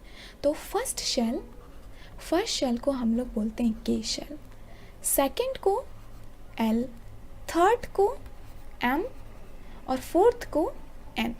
तो के एल एम एन। अब सुनो, अब एक शेल में कुछ पर्टिकुलर इलेक्ट्रॉन ही भर सकते हैं। ऐसा नहीं है कि हम लोग सारे इलेक्ट्रॉन एक ही शेल में भर दें। हर एक शेल की अपनी कैपेसिटी रहती है। उसको निकालने का एक फॉर्मूला यूज़ होता है, वो रहता है 2n²। मतलब एक शेल में कितने इलेक्ट्रॉन भरे जा सकते हैं उसको निकालने का ये फॉर्मूला है। इसमें n क्या है? Number of shells. मान लो मुझे निकालना है कि फर्स्ट शेल में मैं टोटल कितने इलेक्ट्रॉन भर सकती हूँ। तो यहाँ पे n की वैल्यू क्या हो जाएगी? 1। सो ये क्या हो जाएगा? 2 × 1 का होल स्क्वायर मतलब 2। तो एक शेल में यानी फर्स्ट शेल में के शेल में सिर्फ और सिर्फ 2 इलेक्ट्रॉन आ सकते हैं। तो यहाँ पे हम लोग लिख सकते हैं कि फर्स्ट शेल में 2 इलेक्ट्रॉन भर सकते हैं, बस सिर्फ और सिर्फ उसकी कैपेसिटी है वो 2 इलेक्ट्रॉन ले सकता है। उसी तरीके से सेकेंड शेल, तो यहाँ पे n की वैल्यू 2 कर दूँ तो ये हो जाएगा 2। सो 2 2 ज़ा 4, 4 × 2 8। तो सेकेंड शेल में सिर्फ और सिर्फ 8 इलेक्ट्रॉन आ सकते हैं। उसी तरीके से थर्ड शेल में 18 18 आई एम सो सॉरी 18, 3 3 ज़ा 9, 9 2 ज़ा 18, तो 18 आ सकते हैं। उसी तरीके से 4 में 4 4 ज़ा 16 और 16 2 ज़ा 32, तो फोर्थ में 32 आ सकते हैं। तो ये फॉर्मूला तुम लोग याद कर लोगे। ये रहेगा किस शेल में कितने इलेक्ट्रॉन्स भरे जा सकते हैं। तो फर्स्ट शेल में 2, सेकंड में 8, फिर 18, फिर 32, ये होते हैं इतने number of, max to max इतने नंबर ऑफ इलेक्ट्रॉन आ सकते हैं। अब हम लोग बात कर लेते हैं सब शेल्स के बारे में। तो सब शेल्स क्या होते हैं ना, इन शेल के अंदर भी एक सब शेल्स होते हैं और एग्जैक्टली सब शेल्स के अंदर ही इलेक्ट्रॉन भरे जाते हैं। तो शेल तो एक वाइड वे हो गया, शेल्स के अंदर भी सब शेल्स होते हैं। तो उसको मैं कुछ अलग कलर से बना देती हूँ। तुम लोगों को सब शेल्स के बारे में नहीं जानना है, मतलब कैसे उसकी इलेक्ट्रॉनिक कॉन्फ़िगरेशन करनी है। देखो, जितनी भी बातें तुम लोगों को जाननी होगी वो मैं बता दूँगी। सो पहला जो शेल रहता है ना, के शेल, उसके अंदर सिर्फ और सिर्फ एक सब शेल रहता है। सब शेल क्या है? सब शेल सेल्स के अंदर होते हैं। तो सबसे पहले शेल होते हैं, उसके अंदर होते हैं सब शेल। बस इतना जानो, बाकी तुम लोग 11th में डिटेल में पढ़ोगे। सो के अंदर एस सेल होता है, एल के अंदर 2 सब शेल्स होते हैं, एस और P, S P D. M के अंदर होते हैं, थर्ड के अंदर एस पी डी और एफ, और फोर्थ के अंदर ये चारों होते हैं। बस इतना जानो कि शेल्स के अंदर सब शेल्स होते हैं। के अंदर सिर्फ और सिर्फ एक शेल रहता है, एस शेल, और एल के अंदर होता है 2 शेल, एस और पी, और एम थर्ड के अंदर एस पी डी। बस इतना जानो। अब हम लोग इलेक्ट्रॉनिक कॉन्फ़िगरेशन सीख लेते हैं। ये तो सारी मैंने शेल्स के बारे में बता दी। अब हम लोग सीखते हैं कि इलेक्ट्रॉनिक कॉन्फ़िगरेशन करते कैसे हैं। सो नेक्स्ट पेज पे आते हैं। तो शुरुआत करते हैं छोटे से एलिमेंट से। मान लो लिथियम से हम लोग शुरू करते हैं। तो लिथियम का जो एटॉमिक नंबर रहता है वो 3 रहता है। मतलब उसके अंदर 3 प्रोटॉन है, साथ में साथ 3 इलेक्ट्रॉन्स भी हैं, और इलेक्ट्रॉन्स के ही तो हम लोग इलेक्ट्रॉनिक कॉन्फ़िगरेशन करते हैं। तो देखो, फर्स्ट शेल में 2 इलेक्ट्रॉन आ सकते हैं मैक्स टू मैक्स, सेकंड में 8, फिर 18, फिर 32। ये फर्स्ट शेल हो गया, ये सेकंड शेल, ये थर्ड शेल और ये फोर्थ शेल। ठीक है, आई होप तुम लोगों को ये समझ में आ रहा होगा। देखो, यही चीज़ मैंने बताया ना, फर्स्ट में सिर्फ और सिर्फ 2, फिर 8, फिर 18, फिर 32, 2 8 18 32। अब देखो, लिथियम का एटॉमिक नंबर 3 रहता है। तो उसमें पहले शेल में 2 इलेक्ट्रॉन आएंगे। फर्स्ट शेल फिल हो गया मैक्स टू मैक्स, उसमें सिर्फ 2 आ सकते थे, हम लोगों ने भर दिया। एक इलेक्ट्रॉन अभी भी बच गया, तो उसको हम लोग सेकेंड शेल में डाल देंगे। तो अगर लिथियम का मैं डायग्राम बनाऊँ तो कुछ इस तरीके से रहेगा। डायग्राम नहीं, मतलब अगर मैं एटम बनाऊँ तो कुछ इस तरीके से रहेगा। फर्स्ट शेल में 2 इलेक्ट्रॉन आएंगे, सेकेंड शेल में 1 इलेक्ट्रॉन आएगा। तो ये हो गई लिथियम की इलेक्ट्रॉनिक कॉन्फ़िगरेशन। उसी तरीके से अगर मैं बेरिलियम की बात करूँ, सो बेरिलियम का जो एटॉमिक नंबर रहता है 4, तो इसका जो वो हो जाएगा इलेक्ट्रॉनिक कॉन्फ़िगरेशन 2, क्योंकि मैक्स टू मैक्स 2 आ सकते हैं। उसके बाद 2 और बच गए तो 2 नेक्स्ट शेल में आ जाएंगे, तो ये हो जाएगा। अब मैं फ्लोरीन की बात करूँ, सो फ्लोरीन का इलेक्ट्रॉनिक कॉन्फ़िगरेशन रहता है 2 और 7, उसका एटॉमिक नंबर रहता है 9 रहता है, तो इसकी जो इलेक्ट्रॉनिक कॉन्फ़िगरेशन हो जाती है 2 7। अब मैं सोडियम की बात करती हूँ। फिर तुम लोगों को देखो, सोडियम का जो एटॉमिक नंबर रहता है 11 रहता है, तो इसकी इलेक्ट्रॉनिक कॉन्फ़िगरेशन क्या हो जाएगी 2 8 10 होगी। अभी भी 1 इलेक्ट्रॉन बच रहे हैं। सेकेंड शेल अब मैक्स टू मैक्स फिल हो चुका है, अब जो इलेक्ट्रॉन रहेगा वो थर्ड शेल में जाएगा, तो 2 8 1। उसी तरीके से अगर मैग्नीशियम की बात करूँ तो इसका इलेक्ट्रॉनिक कॉन्फ़िगरेशन एटॉमिक नंबर 12 रहता है, तो ये हो जाएगा 2 8 2। बस इतना तुम लोगों को जानना है वो मैंने बता दिया, ये तुम लोग याद कर लोगे। कैसे निकालते हैं इलेक्ट्रॉनिक कॉन्फ़िगरेशन ये तुम लोग याद कर लो कि ये बहुत ज़्यादा ज़रूरी है, क्योंकि तुम लोगों को एग्ज़ाम में ऐसे ही आएंगे कि तुम लोगों को इलेक्ट्रॉनिक एटॉमिक नंबर दे दिया जाएगा और फिर पूछा जाएगा कि उसके वैलेंस इलेक्ट्रॉन कितने हैं, ये सब बताओ। अब ये सब क्या होते हैं मैं आगे बात करूँगी, वैलेंस इलेक्ट्रॉन क्या होते हैं। तो अभी तक तुम लोग बस इतना समझो। देखो SPDF वाला तुम लोगों को नहीं जानना है, बट अगर मैं तुम्हें बता दूँ तो कुछ इस तरीके से इसका SPDF वाला बनेगा। देखो फर्स्ट शेल में सिर्फ और सिर्फ S शेल रहता है फर्स्ट, तो इसको लिखते 1s2। सेकेंड में S और P रहता है, तो सेकेंड का फर्स्ट आ जाएगा 2s1। उसी तरीके से अगर मुझे इसको SPDF में करना है तो 1s2 2s2 2p 2। तो बस यही तुम लोगों को जानना है, ज़्यादा नहीं जानना है, ठीक है। तो यही रहता है 1s2। अच्छा 4 ही है, ये कहाँ से आ गया, 4 इलेक्ट्रॉन हो गए ना, 2 और 2 4 हो गए, तो इस वजह से। कार्बन का बता दूं तो कार्बन देखो उसका एटॉमिक नंबर 6 रहता है, तो इसकी इलेक्ट्रॉनिक कॉन्फ़िगरेशन क्या हो जाती है 2 और 4। तो ये तुम लोगों को याद करना है, ये SPDF वाला नहीं याद करना है, बट मैंने बता दिया। अब हम लोग आगे बढ़ते हैं। आई होप तुम लोगों को सारी की सारी बातें समझ में आ रही होंगी, ये बहुत इंपॉर्टेंट है। तो अगर समझ में नहीं आया तो थोड़ा सा वीडियो पीछे कर लो और फिर देखो, ये इंपॉर्टेंट है। अब हम लोग बात करते हैं सारे के सारे ट्रेंड्स के ऊपर। देखो तुम लोगों को वैलेंसी के बारे में जानना है और एटॉमिक साइज़ के बारे में जानना है और मेटालिक और नॉन मेटालिक करैक्टर के बारे में जानना है। बस यही सारी चीज़ें हैं जो तुम लोगों को जाननी है। तो अब हम लोग एक एक करके सारे ट्रेंड्स के बारे में पढ़ते हैं। देखो ये क्यूट सा। तो सबसे पहले हम लोग वैलेंसी के बारे में जानते हैं। तो वैलेंसी क्या होती है, the capacity of element to form bond. तो वैलेंसी का मतलब है कि अब पहले मैं समझा देती हूँ फिर डेफिनेशन बता दूँगी। तो वैलेंसी का मतलब है कि वो एलिमेंट अपना ऑक्टेट कंप्लीट करने के लिए इलेक्ट्रॉन लूज करेगा, गेन करेगा या फिर शेयर करेगा। देखो कोई भी एलिमेंट रहता है वो अपना ऑक्टेट कंप्लीट करने के लिए क्या क्या कर सकता है, या तो वो इलेक्ट्रॉन लूज़ कर सकता है, या तो इलेक्ट्रॉन गेन कर सकता है, या फिर वो शेयर कर सकता है। तो हर एलिमेंट जो भी काम करता है अपना ऑक्टेट कंप्लीट करने के लिए, वही उस वैलेंसी कहते हैं, उसी को हम लोग वैलेंसी कहते हैं। So capacity of element to share, gain और lose electron to complete its octet. Octet मतलब कि उसके आउटर मोस्ट शेल में 8 इलेक्ट्रॉन होने चाहिए, वो स्टेबल कंडीशन होती है। वैसे हीलियम का एक्सेप्शन रहता है, हीलियम के आउटर मोस्ट शेल में सिर्फ और सिर्फ 2 इलेक्ट्रॉन रहते हैं, तो हम लोग एक्सेप्शन पे बात नहीं कर रहे हैं।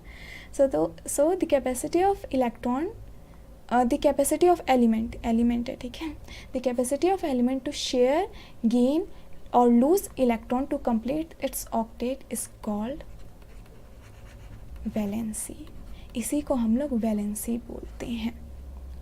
तो वैलेंसी मतलब कि वो कितने बॉन्ड, मतलब कितने इलेक्ट्रॉन लूज़ करता है, गेन करता है या शेयर करता है, और हमेशा एक बॉन्ड बनाने के लिए वो एक इलेक्ट्रॉन लूज़ करेगा या फिर गेन करेगा या शेयर करेगा। ठीक है, अभी मैं एग्जांपल से बताऊंगी तब तुम लोगों को समझ में आ गया। तो इसको हम लोग वैलेंसी बोलते हैं। अब वैलेंस इलेक्ट्रॉन भी एक वर्ड आता है। तो वैलेंस इलेक्ट्रॉन का मतलब है कि उसके आउटर मोस्ट शेल में कितने इलेक्ट्रॉन हैं। So number of electron present in outer most shell is called valence electron. यहाँ पे थोड़ी सी गड़बड़ है, आई होप तुम लोग मैनेज कर लोगे। तो ये वैलेंस इलेक्ट्रॉन की डेफिनेशन है। तो वैलेंस इलेक्ट्रॉन मतलब number of electron present in outer most shell. तो on moving left to right in period the valency of element increases from 1 to 4 and then decreases। तो ये सारी मैं बातें बताऊंगी। पहले तुम लोगों को कन्फ्यूज़न रहती है कि वैलेंसी क्या होती है, वैलेंस इलेक्ट्रॉन क्या होते हैं और वैलेंस शेल क्या होते हैं। तो इस पर मैं सारी कन्फ्यूज़न दूर कर देती हूँ। मुझे एक वाइट पेज मिल गया। तो सबसे पहले हम लोग वैलेंस शेल के बारे में बात करते हैं। तो वैलेंस शेल क्या होता है? Outer most shell.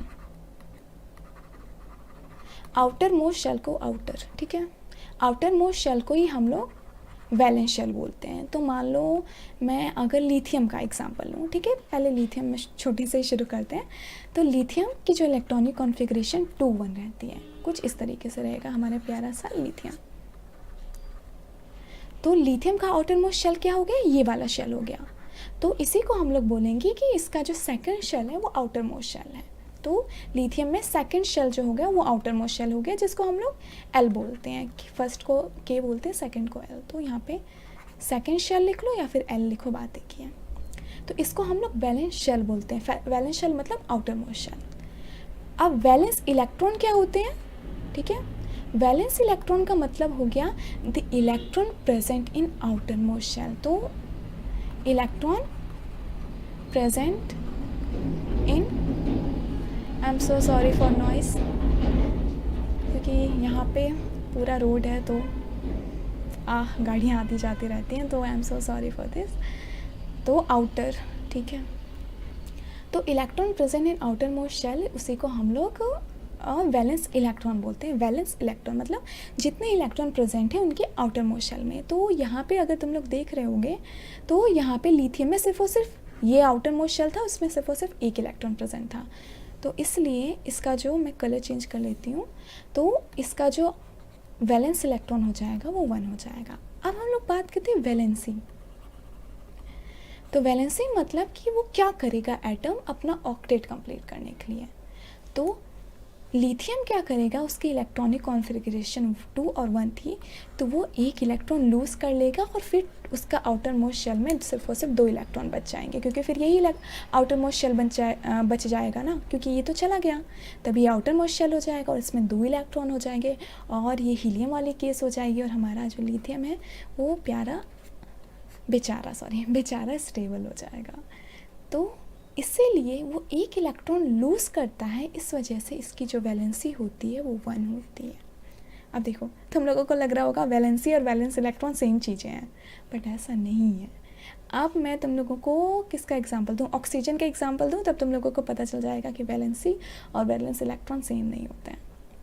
तो अब हम लोग बात करते हैं ऑक्सीजन के ऊपर। तो ऑक्सीजन की जो इलेक्ट्रॉनिक कॉन्फ़िगरेशन रहती है वो 2 और 6 रहती है। इसका एटॉमिक नंबर 8 रहता है, तो इसकी इलेक्ट्रॉनिक कॉन्फ़िगरेशन हो गई 2 और 6। अब मैं अगर तुम लोगों से पूछूं कि इसका तुम लोग वैलेंस शेल बताओ, वैलेंस इलेक्ट्रॉन बताओ और इसकी वैलेंसी बताओ, तो प्लीज़ वीडियो पॉज करो और मुझे आंसर बताओ। तो अगर तुम लोगों ने वीडियो पॉज किया होगा तो तुम लोगों को पता चला होगा, किए थे ना। सो वैलेंस शेल मतलब आउटर मोस्ट शेल, तो इसका यही वाला आउटर मोस्ट शेल है, तो सेकंड शेल हो गया इसका आउटर मोस्ट शेल, या फिर इसको एल शेल भी बोल सकते हैं। तो ये हो गया वैलेंस शेल। वैलेंस इलेक्ट्रॉन क्या है? ये वैलेंस शेल है। वैलेंस इलेक्ट्रॉन क्या हो जाएंगे? उस वैलेंस शेल में कितने इलेक्ट्रॉन प्रेजेंट हैं। तो इसमें ये वाला था आउटर मोस्ट शेल और इसमें 6 इलेक्ट्रॉन प्रेजेंट थे, तो इसका जो आउटर वैलेंस इलेक्ट्रॉन हो गया 6 हो गया। अब वैलेंसी क्या है? वैलेंसी है नंबर ऑफ इलेक्ट्रॉन गेन करे या लूज़ करे, शेयर करे अपना ऑक्टेट कंप्लीट करने में। तो ऑक्सीजन के केस में क्या होता है कि उसके आउटर मोस्ट शेल में 6 इलेक्ट्रॉन है, उसको ऑक्टेट कंप्लीट करना है, तो वो क्या करता है 2 इलेक्ट्रॉन कहीं से ले लेता है, वो 2 इलेक्ट्रॉन गेन करता है, तो इसकी जो वैलेंसी है वो 2 हो जाती है। तो देख रहे हो यहाँ पे वैलेंस इलेक्ट्रॉन अलग है और वैलेंसी भी अलग है। तो प्लीज़ ऐसा गलती मत करना कि वैलेंस इलेक्ट्रॉन वैलेंसी सेम होती है। वैलेंसी मतलब उसको और कितना चाहिए, उसे और क्या करना है। इलेक्ट्रॉन लूज गेन मतलब जो भी उसको क्या करना है अपना ऑक्टेट कंप्लीट करने के लिए। वैलेंसी मतलब कि उसके आउटर मोस्ट शेल में कितने इलेक्ट्रॉन हैं। तो ये हो गया। देखो जो नॉन मेटल्स रहते हैं ना, तो वो अपने इलेक्ट्रॉन लूज़ करना ज़्यादा पसंद करते हैं, तो इनकी वैलेंसी हम लोग नेगेटिव लिखते हैं। तुम लोग अगर सिर्फ और सिर्फ 2 लिखोगे तो भी सही रहेगा, ठीक है। तो कंफ्यूज मत हो ना, सिर्फ और सिर्फ 2 ही लिख देना, पर मैं जस्ट बाई इन केस बता रही हूँ, ठीक है। आएगा नहीं एग्ज़ाम में, तो उसको हम लोग नेगेटिव लिखते हैं। जो मेटल्स रहते हैं वो इलेक्ट्रॉन लेना ज़्यादा पसंद करते हैं, इस वजह से उनकी वैलेंसी पॉजिटिव में आती है। ये सब तुम लोग आगे पढ़ोगे। तो ये हो गया। आई होप अब तुम लोगों को समझ में आ गया होगा। अब मैं ऐसा करती हूँ, फ्लोरीन का भी एग्जाम्पल ले लेती हूँ, ठीक है। फ्लोरीन से और चीज़ें ठीक हो जाएंगी, समझ में आएगा। तो फ्लोरीन की जो एटॉमिक कॉन्फ़िगरेशन रहती है वो 2 और 7 रहती है। अब देखो इसके वैलेंस इलेक्ट्रॉन क्या है, सेकंड है, ठीक है। तो सेकंड इसका हो गया वैलेंस इलेक्ट्रॉन, जिसको हम लोग L बोलते हैं। इसकी वैलेंस शेल तो इसका वैलेंस शेल हो गया सेकंड शेल। वैलेंस इलेक्ट्रॉन क्या है, ये शेल है। वैलेंस इलेक्ट्रॉन, इसके आउटर मोस्ट शेल में कितने इलेक्ट्रॉन प्रेजेंट है, तो टोटल 7 इलेक्ट्रॉन प्रेजेंट है। इसकी वैलेंसी क्या होगी, तो उसको क्या करना चाहिए अपना ऑक्टेट कंप्लीट करने के लिए, तो उसको 1 इलेक्ट्रॉन लेना चाहिए। तो 1 इलेक्ट्रॉन जो फ्लोरीन है वो गेन करता है, तो इसकी वैलेंसी भी 1 है। अब देखो यहाँ इसकी वैलेंसी नेगेटिव होती है, बट तुम 1 लिखोगे तो भी तुम लोग सही करोगे, कोई गलत नहीं कर रहे हो, ठीक है। रॉन्ग आंसर नहीं है। तो इसकी वैलेंसी 1 होती है, 1 ही लिख दो, ठीक है। 1 देख रहे हो, लिथियम की वही 1 होती है, बट दोनों में अलग अलग रहता है। लिथियम लूज़ करना ज़्यादा पसंद करता है, फ्लोरीन गेन करना ज़्यादा पसंद करता है। तो आई होप तुम लोगों को वैलेंसी, वैलेंस इलेक्ट्रॉन और वैलेंस शेल के बारे में पता चल गया होगा। अब हम लोग अपनी डेफिनेशन पे आ जाते हैं, ठीक है। सो ये रही तुम लोगों की प्रॉपर डेफिनेशन। तो तुम लोगों को वैलेंसी हर एक ग्रुप की याद कर लेनी है। ये कर लोगे तो तुम लोगों के गलत होने के चांसेस कम रहेंगे। तो ये ग्रुप 1 की वैलेंसी 1 होती है। सेकंड ग्रुप की वैलेंसी 2 होती है। 13 ग्रुप की वैलेंसी 3 होती है। 14 की 4, 15 की 3, फिर 16 की 2, 17 की 1 और 18 की 0 होती है। अब 18 ग्रुप की 0 क्यों होती है, क्योंकि 18 नोबल गैसेस है ना, उनको उनके आउटर मोस्ट शेल में टोटल कंप्लीट है, मतलब उनका आउटर मोस्ट शेल में ऑक्टेट कंप्लीट है, तो उनको ना लूज़ करना है, ना गेन करना है, ना शेयर करना है, तो इसलिए उनकी वैलेंसी जो 0 होती है। तो नोबल गैसेस की वैलेंसी 0 होती है। तो ये याद कर लेना कि हर एक ग्रुप की कितनी वैलेंसी होती है। मैं तुम लोगों को पीरियोडिक टेबल में समझा देती हूँ। तो ये देखो पीरियोडिक टेबल है, तो ग्रुप 1 की 1 होती है, ये रेड वाला से मैं वैलेंसी लिख रही हूँ। ग्रुप 2 की 2, 13 की 3 होती है, 14 की 4, 15 की 3, फिर 2, फिर 1, फिर 0। तो देख रहे हो पहले बढ़ती है वैलेंसी, फिर घटती है, तो ये याद रखना। अलॉन्ग द ग्रुप मतलब ग्रुप हम लोग डाउन द ग्रुप जब जाएंगे तो सबकी वैलेंसी सेम रहती है। तो जब हम ग्रुप के नीचे जाते हैं तो सबकी वैलेंसी कांस्टेंट होती है, पर अलॉन्ग द पीरियड जाते हैं मतलब हम लोग लेफ़्ट से राइट मूव करते हैं, तो सबसे पहले वैलेंसी बढ़ती है। देखो 1 2 3 4 यहाँ तक बढ़ी, फिर घटनी शुरू हो जाती है। तो ये बात याद रखना तुम लोग। सो ग्रुप 13 की देखो, ग्रुप 3 से लेकर 12 की वैलेंसी हम लोग ये नहीं याद करते, क्योंकि इनकी जो वैलेंसी रहती है वो वेरिएबल रहती है। वेरिएबल मतलब चेंज होती रहती है, यहाँ पे मोर देन 1 वैलेंसीज होती है। तो डी ब्लॉक की वैलेंसी हम लोग याद नहीं करते हैं। तो बस इतना सा ही है, तुम लोगों को याद करना है तो याद कर लेना, इससे क्वेश्चन जो है करना काफ़ी ईजी हो जाता है। तो जैसा कि मैंने बताया कि जितने भी ग्रुप के जो अलॉन्ग द ग्रुप जो है वो वैलेंसी सेम रहती है। तो जैसे हम लोग ग्रुप बात कर लें, लिथियम, सोडियम, पोटेशियम, ये तीनों के तीनों एक ग्रुप में आते हैं। लिथियम, सोडियम, पोटेशियम ग्रुप 1 के मेंबर हैं, तो इनकी वैलेंसी 1 रहती है। देखो 1, ये 1 इलेक्ट्रॉन लूज़ कर देंगे। आउटर मोस्ट और valence shell in all the 3 contain 1 electron, this element have been same placed in same group. मतलब अगर सिर्फ सब में आउटर मोस्ट शेल में एक इलेक्ट्रॉन है तो सेम ग्रुप में रहेंगे। जो मैंने बताया वही बात लिखी हुई है। ये भी मैंने बता दिया है कि इससे तुम लोग 2n² से किसी भी शेल में कितने इलेक्ट्रॉन फिल हो सकते हैं वो पता लगा सकते हो। तो ये फॉर्मूला तुम लोगों को याद होनी चाहिए। अब देखो, कोई भी एलिमेंट रिएक्ट कैसे करता है ये डिपेंड करता है कि उसकी वैलेंसी कितनी है। जैसे कार्बन जो है उसकी वैलेंसी 4 रहती है तो वो 4 बॉन्ड बनाता है, तो उसकी रिएक्टिविटी पता चलती है। वैलेंसी से हम लोग रिएक्टिविटी पता करते हैं, क्योंकि वैलेंसी से ही हम लोगों को बॉन्ड के बारे में पता चलेगा, तो उससे रिएक्टिविटी पता चलती है। तो position of element in periodic table tell us about its chemical reactivity. तो जहाँ पे पेरियोडिक टेबल से हम लोग केमिकल रिएक्टिविटी पता कर सकते हैं। क्यों? क्योंकि हम लोग उसकी वैलेंसी पता कर सकते हैं। वैलेंसी पता चल जाएगा तो बॉन्ड कितना बनाएगा वो पता चल जाएगा, और इसी को तो रिएक्टिविटी कहते हैं। केमिकल रिएक्शन में क्या होता है, नए बॉन्ड बनते हैं और पुराने बॉन्ड टूटते हैं। Valence electron determine the kinds of number of bond formed by element. तो ये सारी बातें तुम लोग समझ लेना।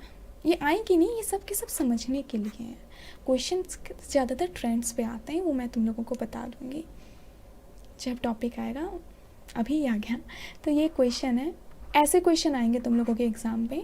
तो यहाँ पे तुम लोगों को एटॉमिक नंबर दिया गया है, ए का 5 है, बी का 7 है, सी का 10 है। तो यहाँ पे एटॉमिक नंबर तुम लोगों को दिया गया है। तुम लोगों को बताना है right the symbol of element which belong to group A, group 13, group 15।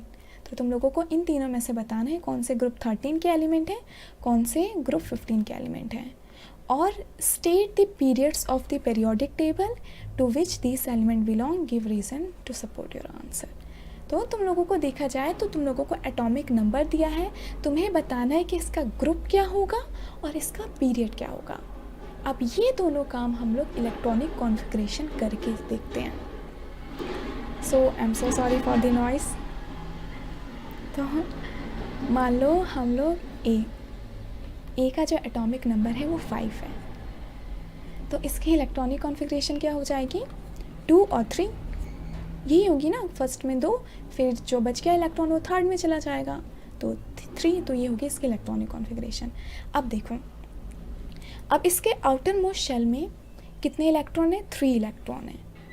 तो इसकी जो वैलेंसी क्या हो जाएगी, ये 3 इलेक्ट्रॉन और लेगा, तो ये ग्रुप 13 का एलिमेंट है। ठीक है, ग्रुप 13 का एलिमेंट है और ग्रुप 13 की वैलेंसी क्या होती है, 3 होती है। तो इससे पता चल गया कि ये ग्रुप 13 का एलिमेंट है। तो वैलेंसी से हम लोग पता कर सकते हैं कि वो कौन से ग्रुप का एलिमेंट है। मैं दोबारा से तुम लोगों को वो टेबल शो कर देती हूँ। ये देखो, 3 कहाँ की, 3 वैलेंसी किसकी होती थी, ग्रुप 13 की होती थी। तो ये याद रखना, तो वो ग्रुप 13 का एलिमेंट है। सो ये पता चल गया कि ग्रुप 13 का एलिमेंट है। अब देखो, नंबर ऑफ़ पीरियड कैसे फाइंड करते हैं। नंबर ऑफ़ पीरियड फाइंड करते हैं नंबर ऑफ़ शेल्स से। So number of period equal to number of shell. तो देखो, इसमें 2 शेल हैं, के और एल। तो 2 शेल हैं, तो इसके मतलब कि सेकेंड पीरियड का मेंबर है। तो इसका जो पीरियड हो जाएगा वो हो जाएगा सेकेंड। ठीक है, जितने शेल्स रहेंगे वो, अगर बाई चांस थर्ड शेल रहते तो वो थर्ड पीरियड से बिलोंग करता।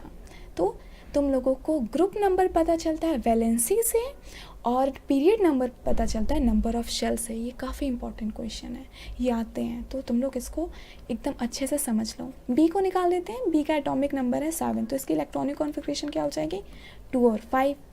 अब देखो, इसकी वैलेंसी क्या हो गई, 5 नहीं होगी। ठीक है, ये इसके वैलेंस इलेक्ट्रॉन 5 हैं, तो ये मत कर लेना।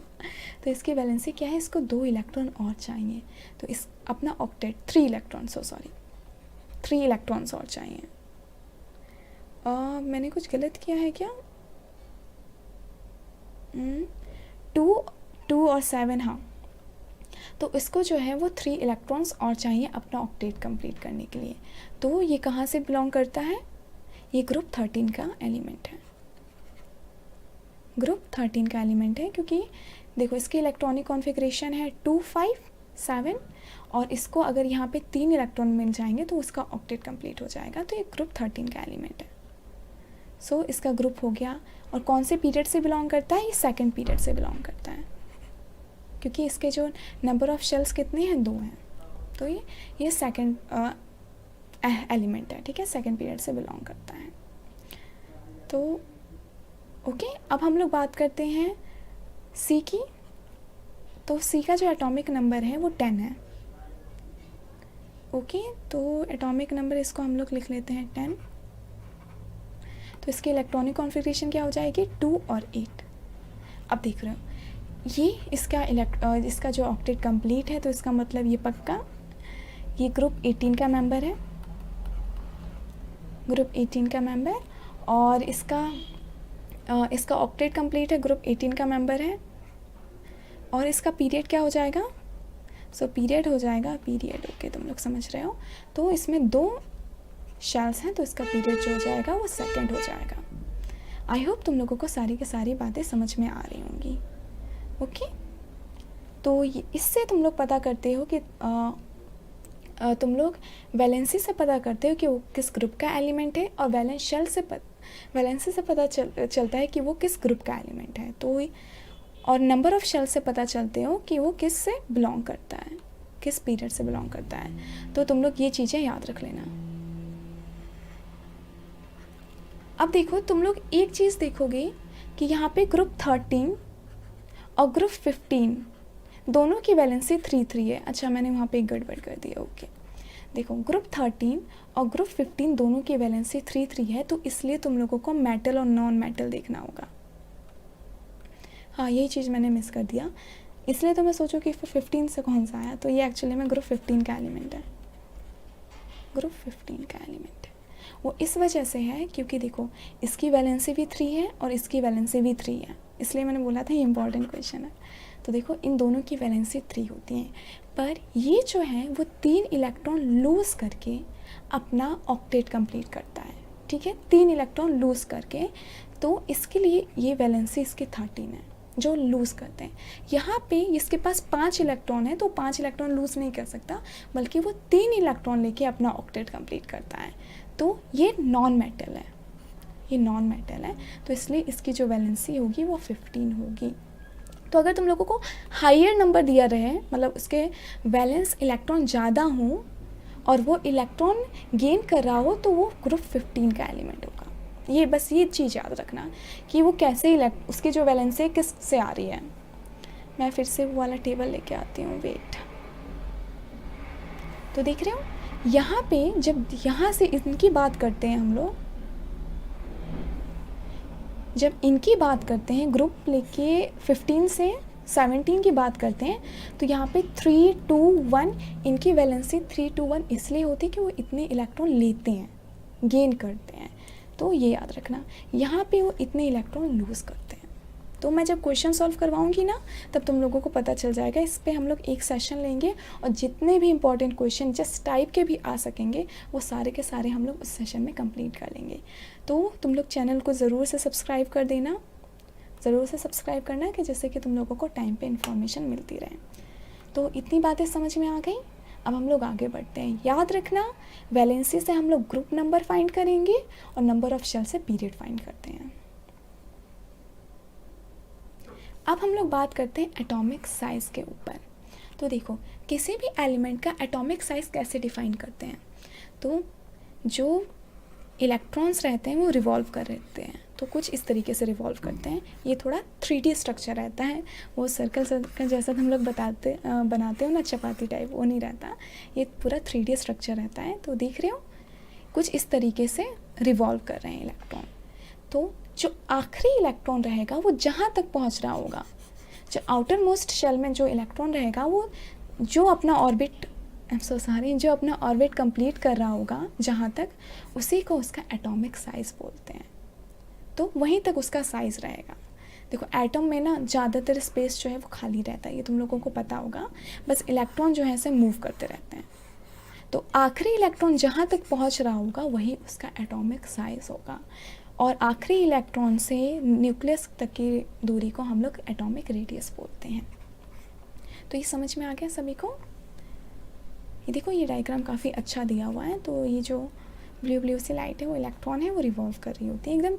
एकदम सर्कल में नहीं सब लोग रिवॉल्व करते हैं, उनका अलग अलग ऑर्बिट रहता है, जिगजैग वाला, जिगजैग नहीं मतलब अलग अलग डायरेक्शन में मूव करते हैं।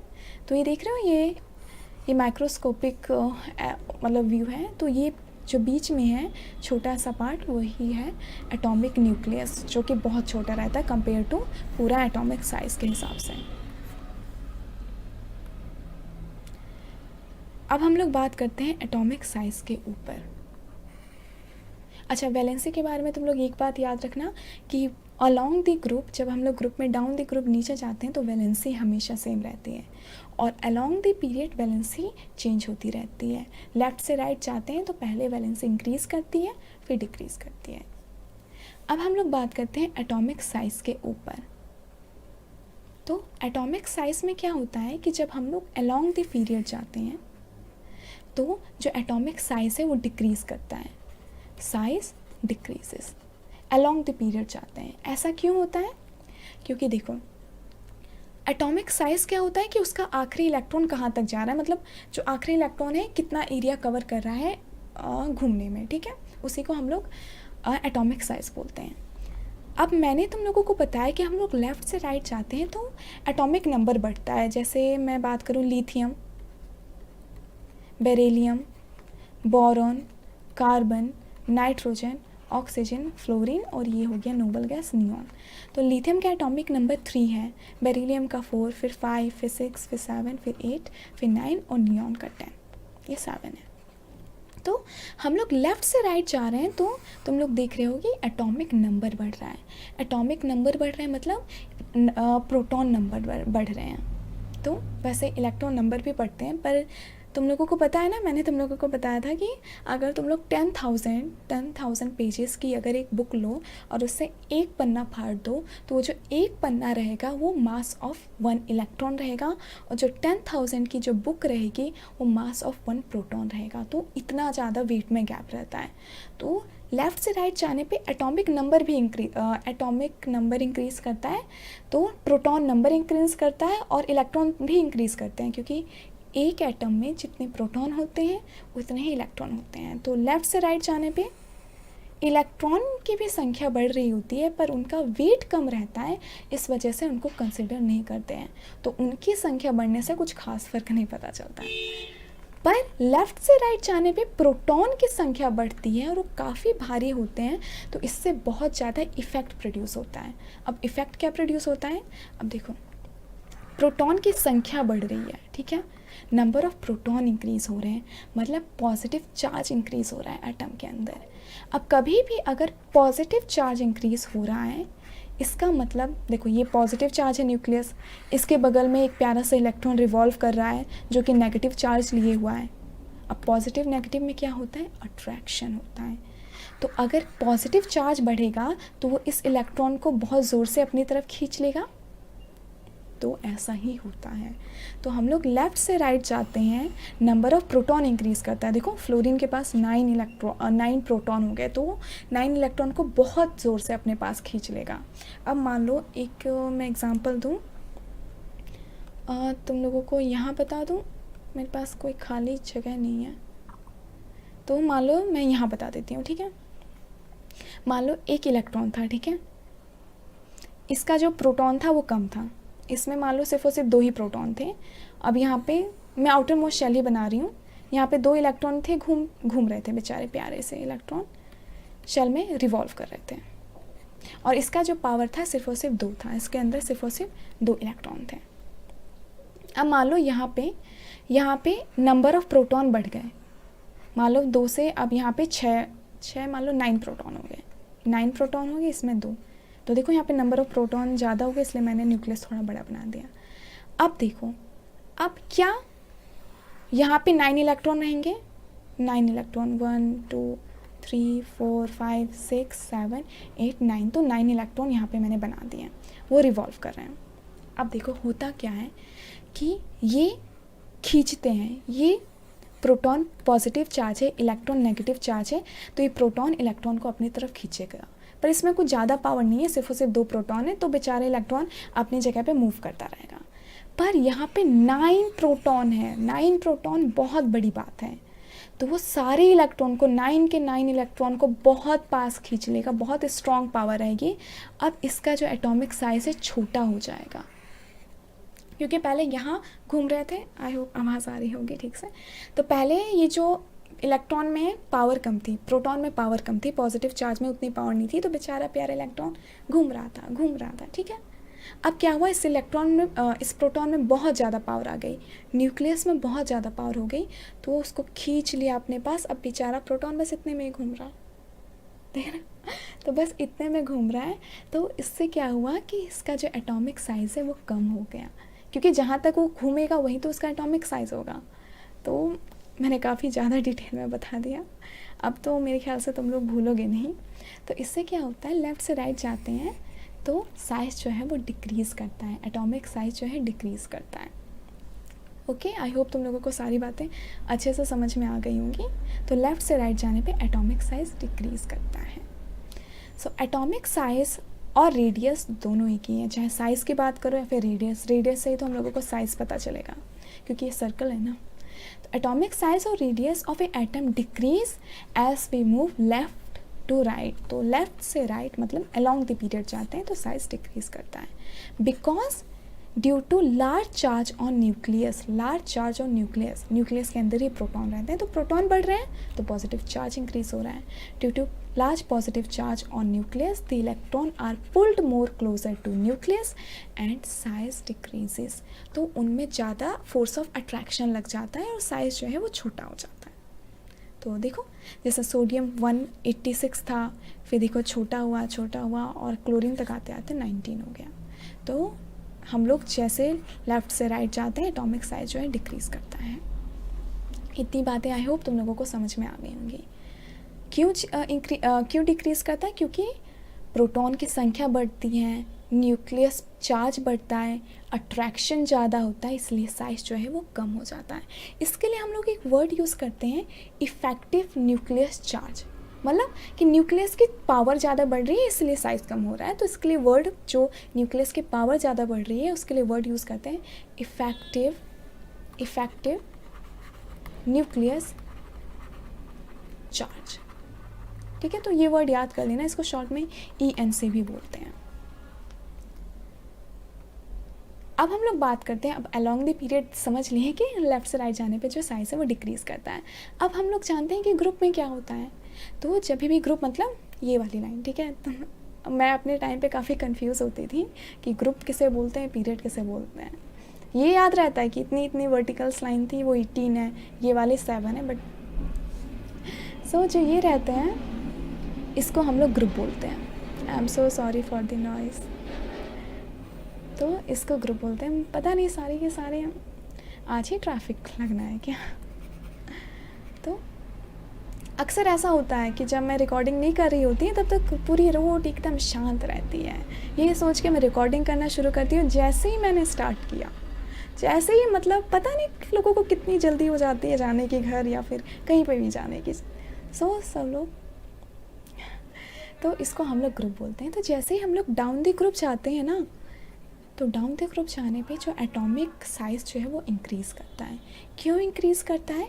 क्योंकि जो शेल हैं वो इंक्रीज़ करते हैं। तो डाउन द ग्रुप जाने पे एटॉमिक साइज़ इंक्रीजेस, क्योंकि नंबर ऑफ शेल इंक्रीज़ करते हैं। तो देखो, लिथियम में सिर्फ और सिर्फ 2 शेल्स था, सोडियम में 3 हो जाता है, फिर 4 हो जाता है। तो नंबर ऑफ शेल्स इंक्रीज़ होते हैं, इस वजह से है एटॉमिक साइज़ इंक्रीज़ होता है।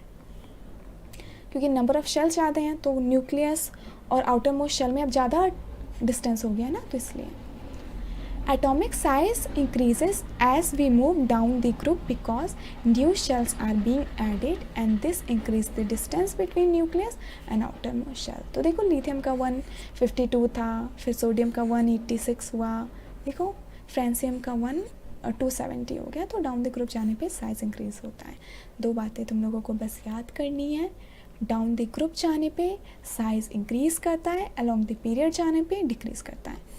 Along the period size decreases, down the group size increases. ये याद रखना। ये याद रखना तुम लोग, बस इतनी चीज़ें। तो ये देख रहे हो ना, ये काफ़ी अच्छा डायग्राम दिया गया है। तो देखो जैसे जैसे हम लोग अलोंग द पीरियड जा रहे हैं, साइज़ जो है वो डिक्रीज़ कर रहा है। देखो इधर जा रहे हैं तो साइज़ डिक्रीज़ हो रहा है, नीचे आ रहे हैं तो साइज़ बढ़ रहा है। तो ये काफ़ी अच्छा डायग्राम है, तुम लोग इसको देख लेना। डी ब्लॉक्स में एक एक्सेप्शन रहता है, इसमें लेंथेनॉइड और एक्टोनॉइड कॉन्ट्रैक्शन लगते हैं, तो उनके ऑलमोस्ट साइज सेम रहते हैं, डिक्रीज़ करते हैं बट सेम रहते हैं ऑलमोस्ट। बट तुम लोगों को ये नहीं जानना है, एक्सेप्शन अभी नहीं पढ़ना है। तो इस साइड जाने पर साइज़ डिक्रीज़ करता है, नीचे आने पर साइज़ इंक्रीज़ करता है। अब इससे रिलेटेड तुम लोग ये क्वेश्चन सॉल्व कर लो। ये वैसे सब्जेक्टिव क्वेश्चन, ऑब्जेक्टिव क्वेश्चन है, बट इसी तरीके से तुम लोगों के सब्जेक्टिव क्वेश्चन आएंगे। तुम लोगों को एटॉमिक नंबर दे दिया जाएगा और उसमें बताना होगा कि उसका साइज़ इंक्रीज़ कर रहा है, डिक्रीज़ कर रहा है। डोंट वरी, मैं ऐसे क्वेश्चन करवाऊँगी, ठीक है। मैं अभी इस कॉन्सेप्ट को समझने के लिए ये क्वेश्चन सॉल्व कर लो। जो हम लोग क्वेश्चन सीरीज़ करेंगे ना, उसमें सारे इंपॉर्टेंट क्वेश्चन जितने भी बन सकते हैं वो मैं करवाऊँगी। बिलीव मी, कोई भी तुम लोग अपना एग्ज़ाम देखोगे ना, क्वेश्चन पेपर, तो तुम लोगों को लगेगा कि आधे से ज़्यादा चीज़ें हम लोग पहले ही कर ली हैं। क्वेश्चन एकदम रिपीटेड आते हैं, ठीक है। तो इसलिए तुम लोगों को बस एक काम करना है, वो चैनल को सब्सक्राइब करना है, और वीडियो पसंद आए तो लाइक भी कर देना। तो हम लोग क्वेश्चन पे आते हैं। तुम लोगों को the correct order of atomic size. तो noise, I am so sorry for this. वही ना, सारी चीज़ें तभी होती हैं जब मैं वीडियो रिकॉर्ड कर रही होती हूँ।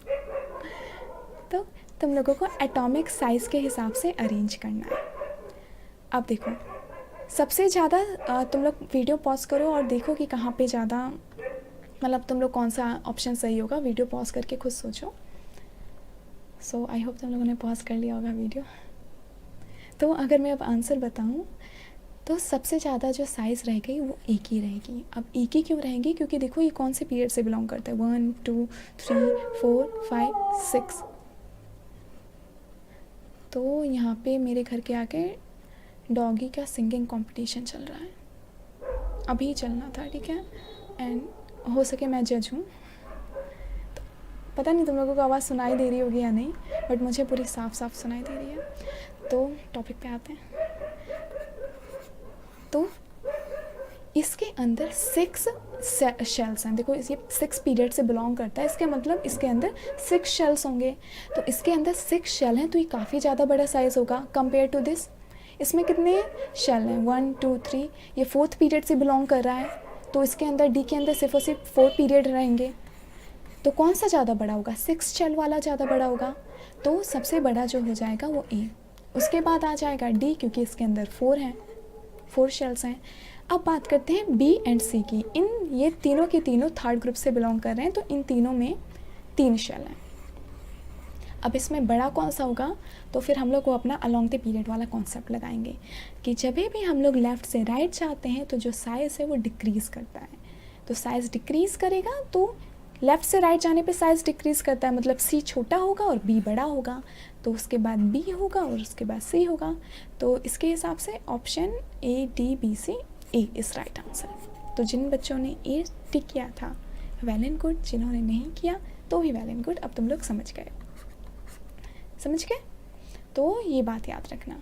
सबसे पहले देखा करोगी कि कौन से पीरियड से बिलोंग कर रहा है। नीचे के पीरियड से बिलोंग करेगा तो ऑफकोर्स उसमें शेल्स ज़्यादा होंगे।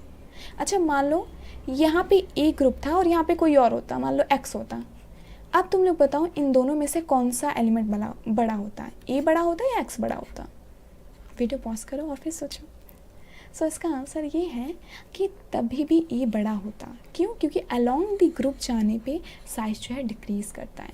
तो यहाँ वाला सबसे ज़्यादा बड़ा होगा, क्योंकि अगर हम लोग इस साइड जाएंगे तो साइज़ डिक्रीज़ करेगा। तो ए तब बड़ा होता, तभी भी बड़ा होता। सो आई होप तुम लोगों को ये बातें अच्छे से समझ में आ गई होंगी। अब हम लोग आगे बढ़ते हैं। तो अब हम लोग मेटल और नॉन मेटल के बारे में जान लेते हैं। इससे पहले मुझे तुम लोगों को 2 चीज़ें बतानी थी, ठीक है। इससे पहले मुझे तुम लोगों को आयोनाइजेशन एनर्जी के बारे में बतानी थी बातें, बट मैं समझ नहीं पा रही हूँ कहाँ बताऊँ। यहाँ बता दूँ क्या आयोनाइजेशन एनर्जी के बारे में? सो इसको मैं मिटा देती हूँ। बस छोटी सी बात जाननी है तुमको, बस वर्ड का मतलब पता होना चाहिएगा, एग्ज़ाम में नहीं आएगा। मैं कलर चेंज कर लेती हूँ, थोड़ा क्यूट सा ब्लू कलर ले लेती हूँ, ठीक है।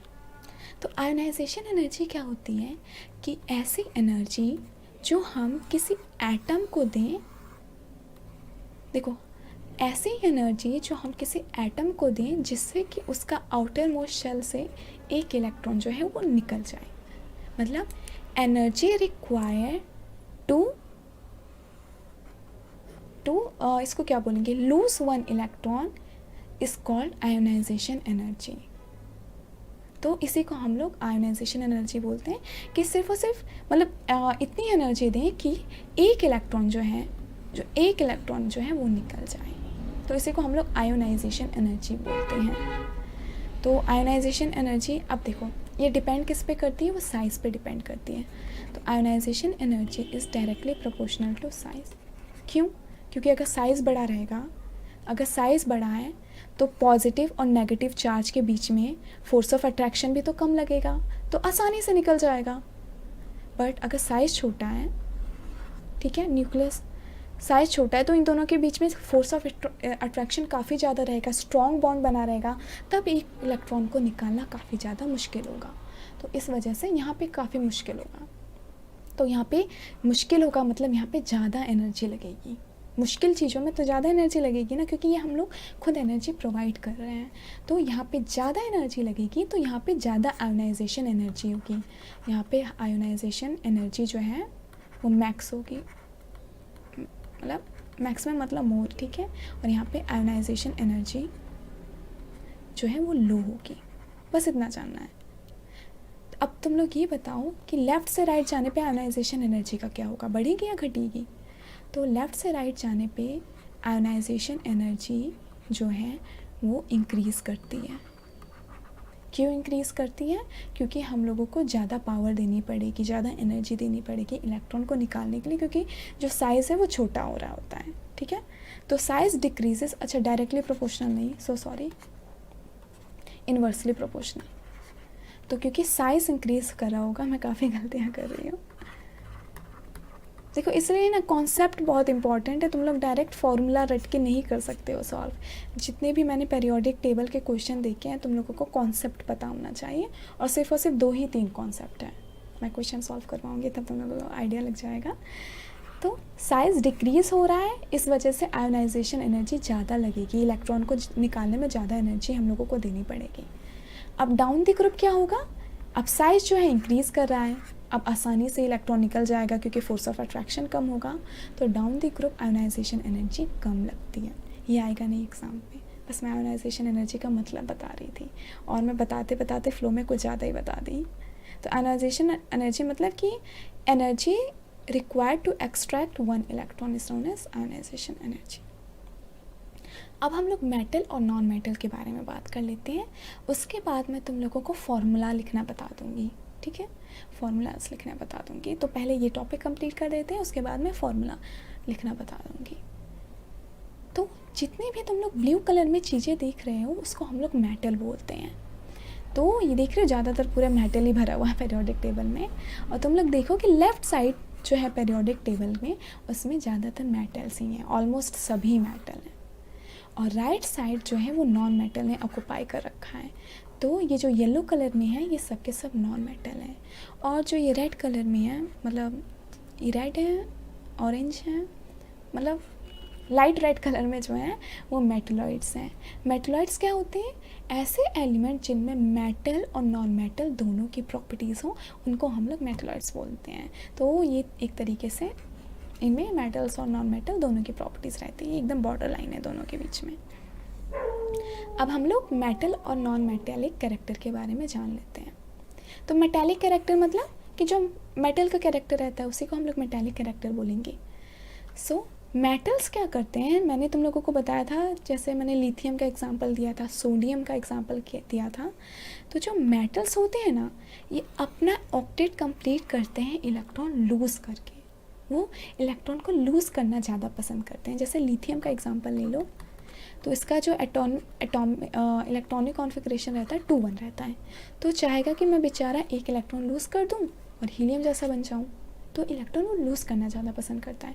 सोडियम का एग्जांपल ले लो 281, तो ये चाहेगा कि मैं एक इलेक्ट्रॉन लूज़ कर दूँ और नियॉन जैसा बन जाऊँ, मतलब ये उल्टा पाथ फॉलो करते हैं, मतलब तब वो बनेंगे नियॉन जैसा, वो इलेक्ट्रॉन लूज़ करना पसंद करते हैं। उसी तरीके से मैग्नीशियम का 282 होता है तो 2 इलेक्ट्रॉन लूज़ करता है। पोटेशियम कहाँ गया के, पोटेशियम के इलेक्ट्रॉनिक कॉन्फ़िगरेशन 2881 होता है तो वो 1 इलेक्ट्रॉन लूज़ करना ज़्यादा पसंद करता है। तो मतलब कि वो इलेक्ट्रॉन लूज़ करके अपना ऑक्टेट कंप्लीट करते हैं, वो इलेक्ट्रॉन को मतलब क्या बोलें, वो इलेक्ट्रॉन लूज़ करते हैं, इतना ही बात बोलते हैं। अब देखो ना, कोई भी जो मेटल है वो इलेक्ट्रॉन लूज़ करता है तो उस पर एक पॉजिटिव चार्ज आता है। तो मेटल मान लो एक्स एक मेटल था, उसने अपने अंदर से एक इलेक्ट्रॉन लूज़ कर दिया तो उसके अंदर एक इलेक्ट्रॉन का पॉजिटिव चार्ज आ जाएगा। इसको हम लोग बोलते हैं कटायन। तो इसी को हम लोग कटायन बोलते हैं कि ऐसा आयन जिस पे पॉजिटिव चार्ज हो तो उसको हम लोग कटायन बोलते हैं। नॉन मेटल क्या करते हैं, इलेक्ट्रॉन गेन करना ज़्यादा पसंद करते हैं। तो नॉन मेटल मान लो ये एक्स था, उसने एक इलेक्ट्रॉन गेन किया, वो हो जाएगा एक्स माइनस, उसने एक इलेक्ट्रॉन ले लिया है तो इसलिए इस पर माइनस आ गया। इसको हम लोग बोलते हैं अनआयन। अब कटायन और अनआयन याद करने का एक छोटा सा ट्रिक है, देखो A for A, N for negative, ठीक है नेगेटिव, और आयन मतलब आयन, तो अनायन का फुल फॉर्म ऐसा कर सकते हो कि ए नेगेटिव आयन, मतलब ट्रिक है ये। तो अनायन मतलब ए नेगेटिव आयन, इसका मतलब वो अनायन है। कटायन मतलब पॉजिटिव चार्ज। कुछ खास काम की ट्रिक नहीं है। तो समझ में आ गया कि मेटल्स जो हैं वो कटायन बनाते हैं, इलेक्ट्रॉन लूज़ करते हैं, उन पे पॉजिटिव चार्ज आता है। मैं कलर चेंज कर लेती हूँ, पॉजिटिव चार्ज आ जाता है, उसको कटायन बोलते हैं। अनायन इलेक्ट्रॉन लेते हैं, उन पे नेगेटिव चार्ज आता है, इसलिए उसको हम लोग अनायन बोलते हैं। तो हम लोग मेटालिक कैरेक्टर पे बात कर रहे थे वैसे। So metallic character means tendency of atom to lose electron. क्यों? क्योंकि मेटल जो है वो इलेक्ट्रॉन लूज़ करना ज़्यादा पसंद करते हैं, इसलिए हम लोग उनको इलेक्ट्रो पॉजिटिव एलिमेंट बोलते हैं। मेटल की इलेक्ट्रो पॉजिटिविटी बहुत ज़्यादा हाई होती है। क्यों? क्योंकि वो इलेक्ट्रॉन लूज़ करते हैं, उन पे पॉजिटिव चार्ज आता है, तो वो इलेक्ट्रो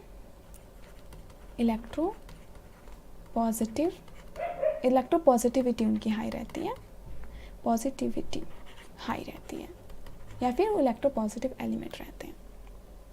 अब हम लोग बात कर लेते हैं मेटल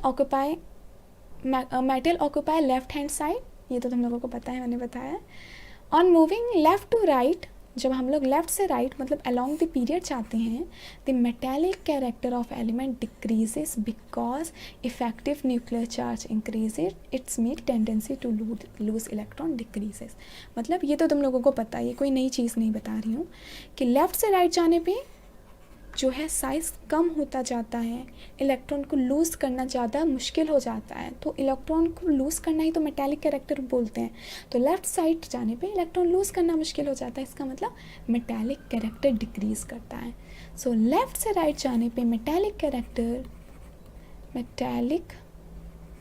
कैरेक्टर जो है वो डिक्रीज़ करता है, इसलिए तो लेफ़्ट से राइट जाने पे मेटल टर्न हो जाता है नॉन मेटल में। तो राइट साइड इसलिए ज़्यादातर नॉन मेटल, ज़्यादातर क्या ऑलमोस्ट नॉन मेटल रहते हैं। तो अलॉन्ग द पीरियड जाने पे मेटालिक कैरेक्टर डिक्रीज़ करता है। अब इलेक्ट्रोपॉजिटिविटी का क्या होगा? इलेक्ट्रोपॉजिटिव मतलब कि इलेक्ट्रॉन को लूज़ करने की पावर। तो लेफ़्ट से राइट जाने पे इलेक्ट्रोपॉजिटिविटी भी डिक्रीज़ करती है। अलॉन्ग द ग्रुप यानी नीचे जाने पे क्या होता है? साइज़ बढ़ता है, अट्रैक्शन कम होता है, क्योंकि डिस्टेंस बढ़ जाता है ना। साइज़ बढ़ने पे क्या हुआ? डिस्टेंस बढ़ गया, अट्रैक्शन कम हो गया, तब इलेक्ट्रॉन को लूज़ करना ज़्यादा आसान हो जाएगा। तो डाउन द ग्रुप जाने पे मेटालिक कैरेक्टर क्या होता है? मेटालिक कैरेक्टर जो क्या होता है? इंक्रीज़ करता है डाउन द ग्रुप जाने पे, क्योंकि साइज़ इंक्रीज़ करता है। So metallic character directly proportional to size बोल सकते हो, ठीक है, इसको याद कर लो। Metallic character is directly proportional to size. Effective nucleus charge का मतलब समझे कि न्यूक्लियस के पावर। तो लेफ़्ट से राइट जाने पे इफेक्टिव न्यूक्लियस चार्ज इंक्रीज़ होता है, मतलब पावर इंक्रीज़ होती है, और जो इसकी वजह से जो साइज़ है कम होने लगता है, इलेक्ट्रॉन को लूज़ करना काफ़ी मुश्किल हो जाता है, और मेटालिक कैरेक्टर डिक्रीज़ हो जाता है। तो ये बात याद रखना, लेफ्ट से राइट जाने पे मेटालिक कैरेक्टर डिक्रीज करता है, डाउन द ग्रुप जाने पे मेटालिक कैरेक्टर इंक्रीज होता है। Metals are electropositive as they trend to lose electron while bond forming, तो वो लूज इलेक्ट्रॉन करना पसंद करते हैं, इसलिए उनको इलेक्ट्रोपॉजिटिव बोला जाता है। Metal character increase as we go down a group as effective nuclear charge decreases. हाँ, तो डाउन द ग्रुप जाने पे मेटालिक कैरेक्टर इंक्रीज होता है क्योंकि न्यूक्लियस चार्ज डिक्रीज हो रहा होता है, न्यूक्लियस की पावर डिक्रीज हो रही होगी। आई होप तुम लोगों को ये सारी की सारी बातें अच्छे से समझ में आ गई होंगी। जो मेटल्स होते हैं वो बेसिक ऑक्साइड बनाते हैं, बेसिक ऑक्साइड, वो बेसिक इन नेचर होते हैं। अब ऑक्साइड क्या होता है, मतलब कि ऑक्सीजन के साथ मिलके जो भी कंपाउंड बनाते हैं उसको हम लोग ऑक्साइड बोलते हैं। मतलब कि कोई भी एलिमेंट है, जैसे लिथियम है, वो ऑक्सीजन के साथ जब कंबाइन करेगा तो वो बनाएगा Li2O, इसको हम लोग बोलते हैं लिथियम ऑक्साइड। और ये क्या होगा, ये बेसिक नेचर होगा, इसका मतलब इसका जो नेचर रहेगा वो बेसिक रहेगा क्योंकि मेटल बेसिक ऑक्साइड बनाते हैं। अब ये फॉर्मूला कहाँ से आया ये मैं तुम लोगों को वीडियो के आखिरी में बताऊँगी कि मैंने Li2O ही क्यों लिखा, LiO2 भी लिख सकती थी, कुछ और भी लिख सकती थी, मैंने यही क्यों लिखा, ये मैं एंड में बताऊँगी फॉर्मूला कैसे बनाते हैं। अब हम लोग ऑलमोस्ट चैप्टर ख़त्म कर लिए हैं, तो अब हम लोग बात करते हैं नॉन मेटालिक कैरेक्टर के बारे में। तो metallic just non metallic character जो रहता है वो जस्ट मेटालिक कैरेक्टर का अपोजिट रहता है। तो जहाँ पे मेटालिक कैरेक्टर इंक्रीज होगा वहाँ नॉन मेटालिक कैरेक्टर डिक्रीज हुआ होगा, जहाँ पे नॉन मेटालिक कैरेक्टर इंक्रीज हुआ होगा वहाँ पे मेटालिक कैरेक्टर डिक्रीज होगा, just opposite. So non metallic character non-metals are electronegative as they trends to form bond by gaining electrons। तो जितने भी नॉन मेटल्स होते हैं वो इलेक्ट्रॉन लेना ज़्यादा पसंद करते हैं, वो इलेक्ट्रॉन को गेन करना ज़्यादा पसंद करते हैं। एग्जांपल फ्लोरीन की जो इलेक्ट्रॉनिक कॉन्फ़िगरेशन रहती है वो 2 और 7 रहती है। वो चाहता है कि मैं एक इलेक्ट्रॉन ले लूँ और अपना ऑक्टेट कंप्लीट कर लूँ, क्योंकि उसको 7 इलेक्ट्रॉन लूज़ करना काफ़ी ज़्यादा मुश्किल है, एनर्जी वाइज ये काफ़ी ज़्यादा अनस्टेबल है, तो इसलिए वो एक इलेक्ट्रॉन गेन करता है। तो जो इलेक्ट्रॉन गेन करता है उसको हम लोग इलेक्ट्रोनेगेटिव एलिमेंट बोलते हैं। इलेक्ट्रोनेगेटिविटी का मतलब होता है टेंडेंसी टू अट्रैक्ट इलेक्ट्रॉन। तो नॉन मेटल्स की जो इलेक्ट्रोनेगेटिविटी रहती है वो बहुत ज़्यादा हाई रहती है। तो आई होप तुम लोगों को सारी बातें समझ में आ रही होंगी। तो जो नॉन मेटल्स रहते हैं वो इलेक्ट्रॉन गेन करना ज़्यादा पसंद करते हैं। क्लोरीन का एग्जांपल ले लो, क्लोरीन है 2, 8, 7, वो एक इलेक्ट्रॉन लेता है। ऑक्सीजन का एग्जांपल ले लो तो ऑक्सीजन 6, वो 2 इलेक्ट्रॉन लेना पसंद करता है। तो ये सारे के सारे इलेक्ट्रोनेगेटिव एलिमेंट हैं। मैं क्या तुम लोगों को इलेक्ट्रोनेगेटिविटी का ऑर्डर बता दूं क्या? 11th में तुम लोगों को बहुत काम आएगा। मैं वैसे 11th का वीडियोस डालूँगी तो जो जस्ट फॉर नॉलेज, ठीक है, अभी नहीं आएगा, 11th में काम आता है। तो इलेक्ट्रोनेगेटिविटी का ऑर्डर रहता है phone, FON, phone, call, bro.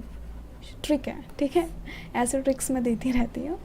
सो सबसे ज़्यादा पीरियोडिक टेबल में जो मोस्ट इलेक्ट्रोनेगेटिव एलिमेंट रहता है वो फ्लोरीन है, फिर ऑक्सीजन है, फिर क्लोरीन है, फिर नाइट्रोजन है, फिर क्लोरीन है, ब्रोमीन है, यही ऑर्डर है। सो फोन, कॉल, ब्रो तुम लोग इससे याद कर सकते हो कि फ़ोन करना ब्रो।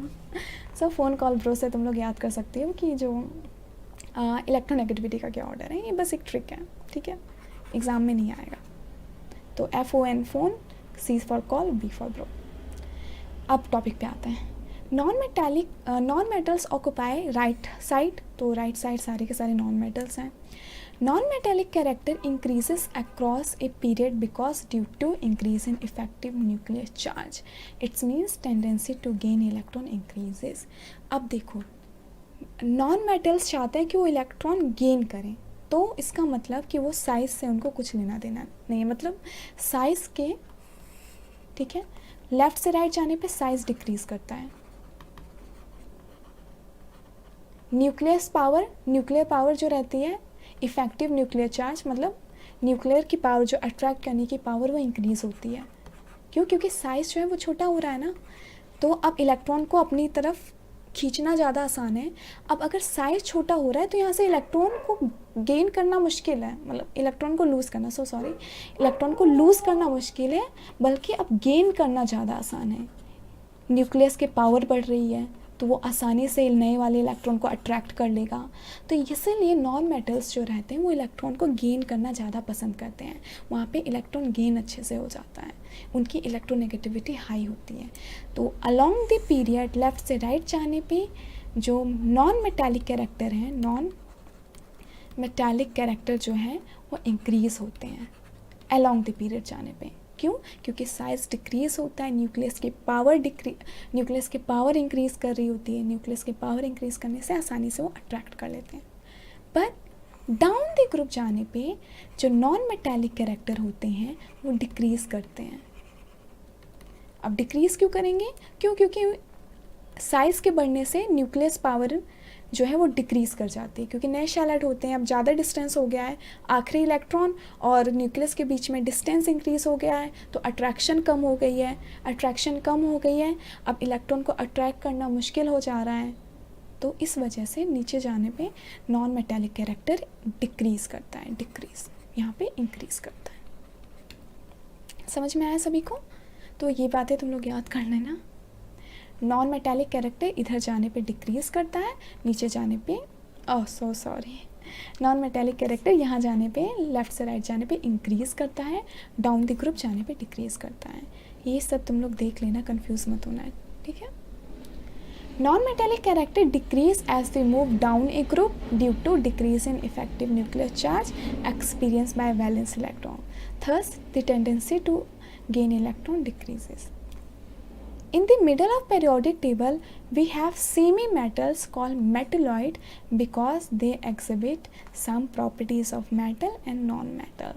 तो metalloid को हम लोग सेमी मेटल भी बोल सकते हैं। तो metalloids क्या रहते हैं? जिनमें मेटालिक और नॉन मेटालिक दोनों प्रॉपर्टीज़ हों। तो तुम लोग को डायग्राम से याद कर लेना कौन कौन से होते हैं। सिलिकॉन हो गया, बोरॉन हो गया, ये सारे के सारे नॉन मेटल हैं। आर्सेनिक हो गया और मेटलॉइड हैं, वो सारे के सारे मेटलॉइड हैं। Oxide of metals are basic in nature while oxide of non metals are acidic in nature. तो जो नॉन मेटल जो अपना ऑक्साइड बनाते हैं वो एसिडिक रहता है, एसिडिक ऑक्साइड बनाते हैं। मतलब कि वो जब ऑक्सीजन के साथ कंबाइन करते हैं तो उनका नेचर जो रहता है वो एसिडिक रहता है। सो आई होप तुम लोगों को सारी के सारी चीज़ें अच्छे से समझ में आ गई होंगी। अब मैं तुम लोगों को फॉर्मूला बताना सिखा देती हूँ, ठीक है। वो काफ़ी इजी है, बहुत इजी है। मान लो एग्जांपल के लिए हम लोग लिथियम वाला लेते हैं, तो अगर लिथियम और ऑक्सीजन कंबाइन करेंगे तो उनका फॉर्मूला क्या होगा। तो वो करने के लिए सबसे पहले तुम लोग एलिमेंट का सिंबल लिख लोगे, जैसे लिथियम और ऑक्सीजन। फिर तुम लोग देखोगे कि उसकी वैलेंसी क्या होती है। तो लिथियम की वैलेंसी 1 होती है, ऑक्सीजन की वैलेंसी 2 होती है। अब बस क्या करोगे, तुम लोग क्रॉस मल्टीप्लिकेशन कर दोगे, तो Li 2 से इंटू हो जाएगा, तो Li2O। तो इसका जो फॉर्मूला होगा वो Li2O बनेगा। उसी तरीके से तुम लोग कोई और एग्जाम्पल लो, मैग्नीशियम जब ऑक्सीजन के साथ कंबाइन होगा तो उसका फॉर्मूला क्या होगा, तो Mg, मैग्नीशियम की वैलेंसी 2, ऑक्सीजन की वैलेंसी 2, क्रॉस मल्टीप्लिकेशन, तो Mg2O2, दोनों ही 2 हैं तो काट दिया, तो हो जाएगा MgO। तो उसका फॉर्मूला ये बनेगा। कोई और एलिमेंट ले लेते हैं, जैसे कार्बन ले लो और क्लोरीन ले लो। तो कार्बन की जो वैलेंसी रहती है 4, क्लोरीन की 1, क्रॉस मल्टीप्लिकेशन किया तो C को 1 से इंटू किया C, Cl को 4 से इंटू किया तो CCl4। तो इसका जो ये 4 है, ठीक है, तो इसका जो फॉर्मूला बनेगा CCl4। तो ऐसे कुछ भी आ जाएगा, तुम लोग कर लोगे। तुम लोगों को कुछ रैंडम दे सकते हैं, ठीक है, क्वेश्चन में तुम लोगों को कुछ रैंडम एलिमेंट ही दे सकते हैं। जैसे मान लो कि क्वेश्चन में तुम लोगों को दे दिया कि कोई X एलिमेंट है जिसकी वैलेंसी है 3, ऐसे दिया रहेगा। या तो तुम लोगों को एटॉमिक नंबर दे दिया जाएगा, तुम लोगों को वैलेंसी खुद पता करनी होगी। एटॉमिक नंबर से तुम लोग इलेक्ट्रॉनिक कॉन्फ़िगरेशन लिख लोगे, उससे तुम लोगों को वैलेंसी पता चल जाएगी। और मान लो यहाँ पे कोई एक और एलिमेंट था Z जिसकी वैलेंसी 4 दे दी है, ठीक है। अब क्या करना है, तुम लोगों को इसका फॉर्मूला बताना है, तो क्रॉस मल्टीप्लिकेशन, तो इसका फॉर्मूला हो जाएगा X4Z3।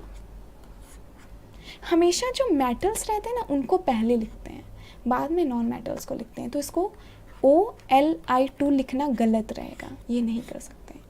या फिर इसको OMG लिखना गलत है, ओ माय गॉड।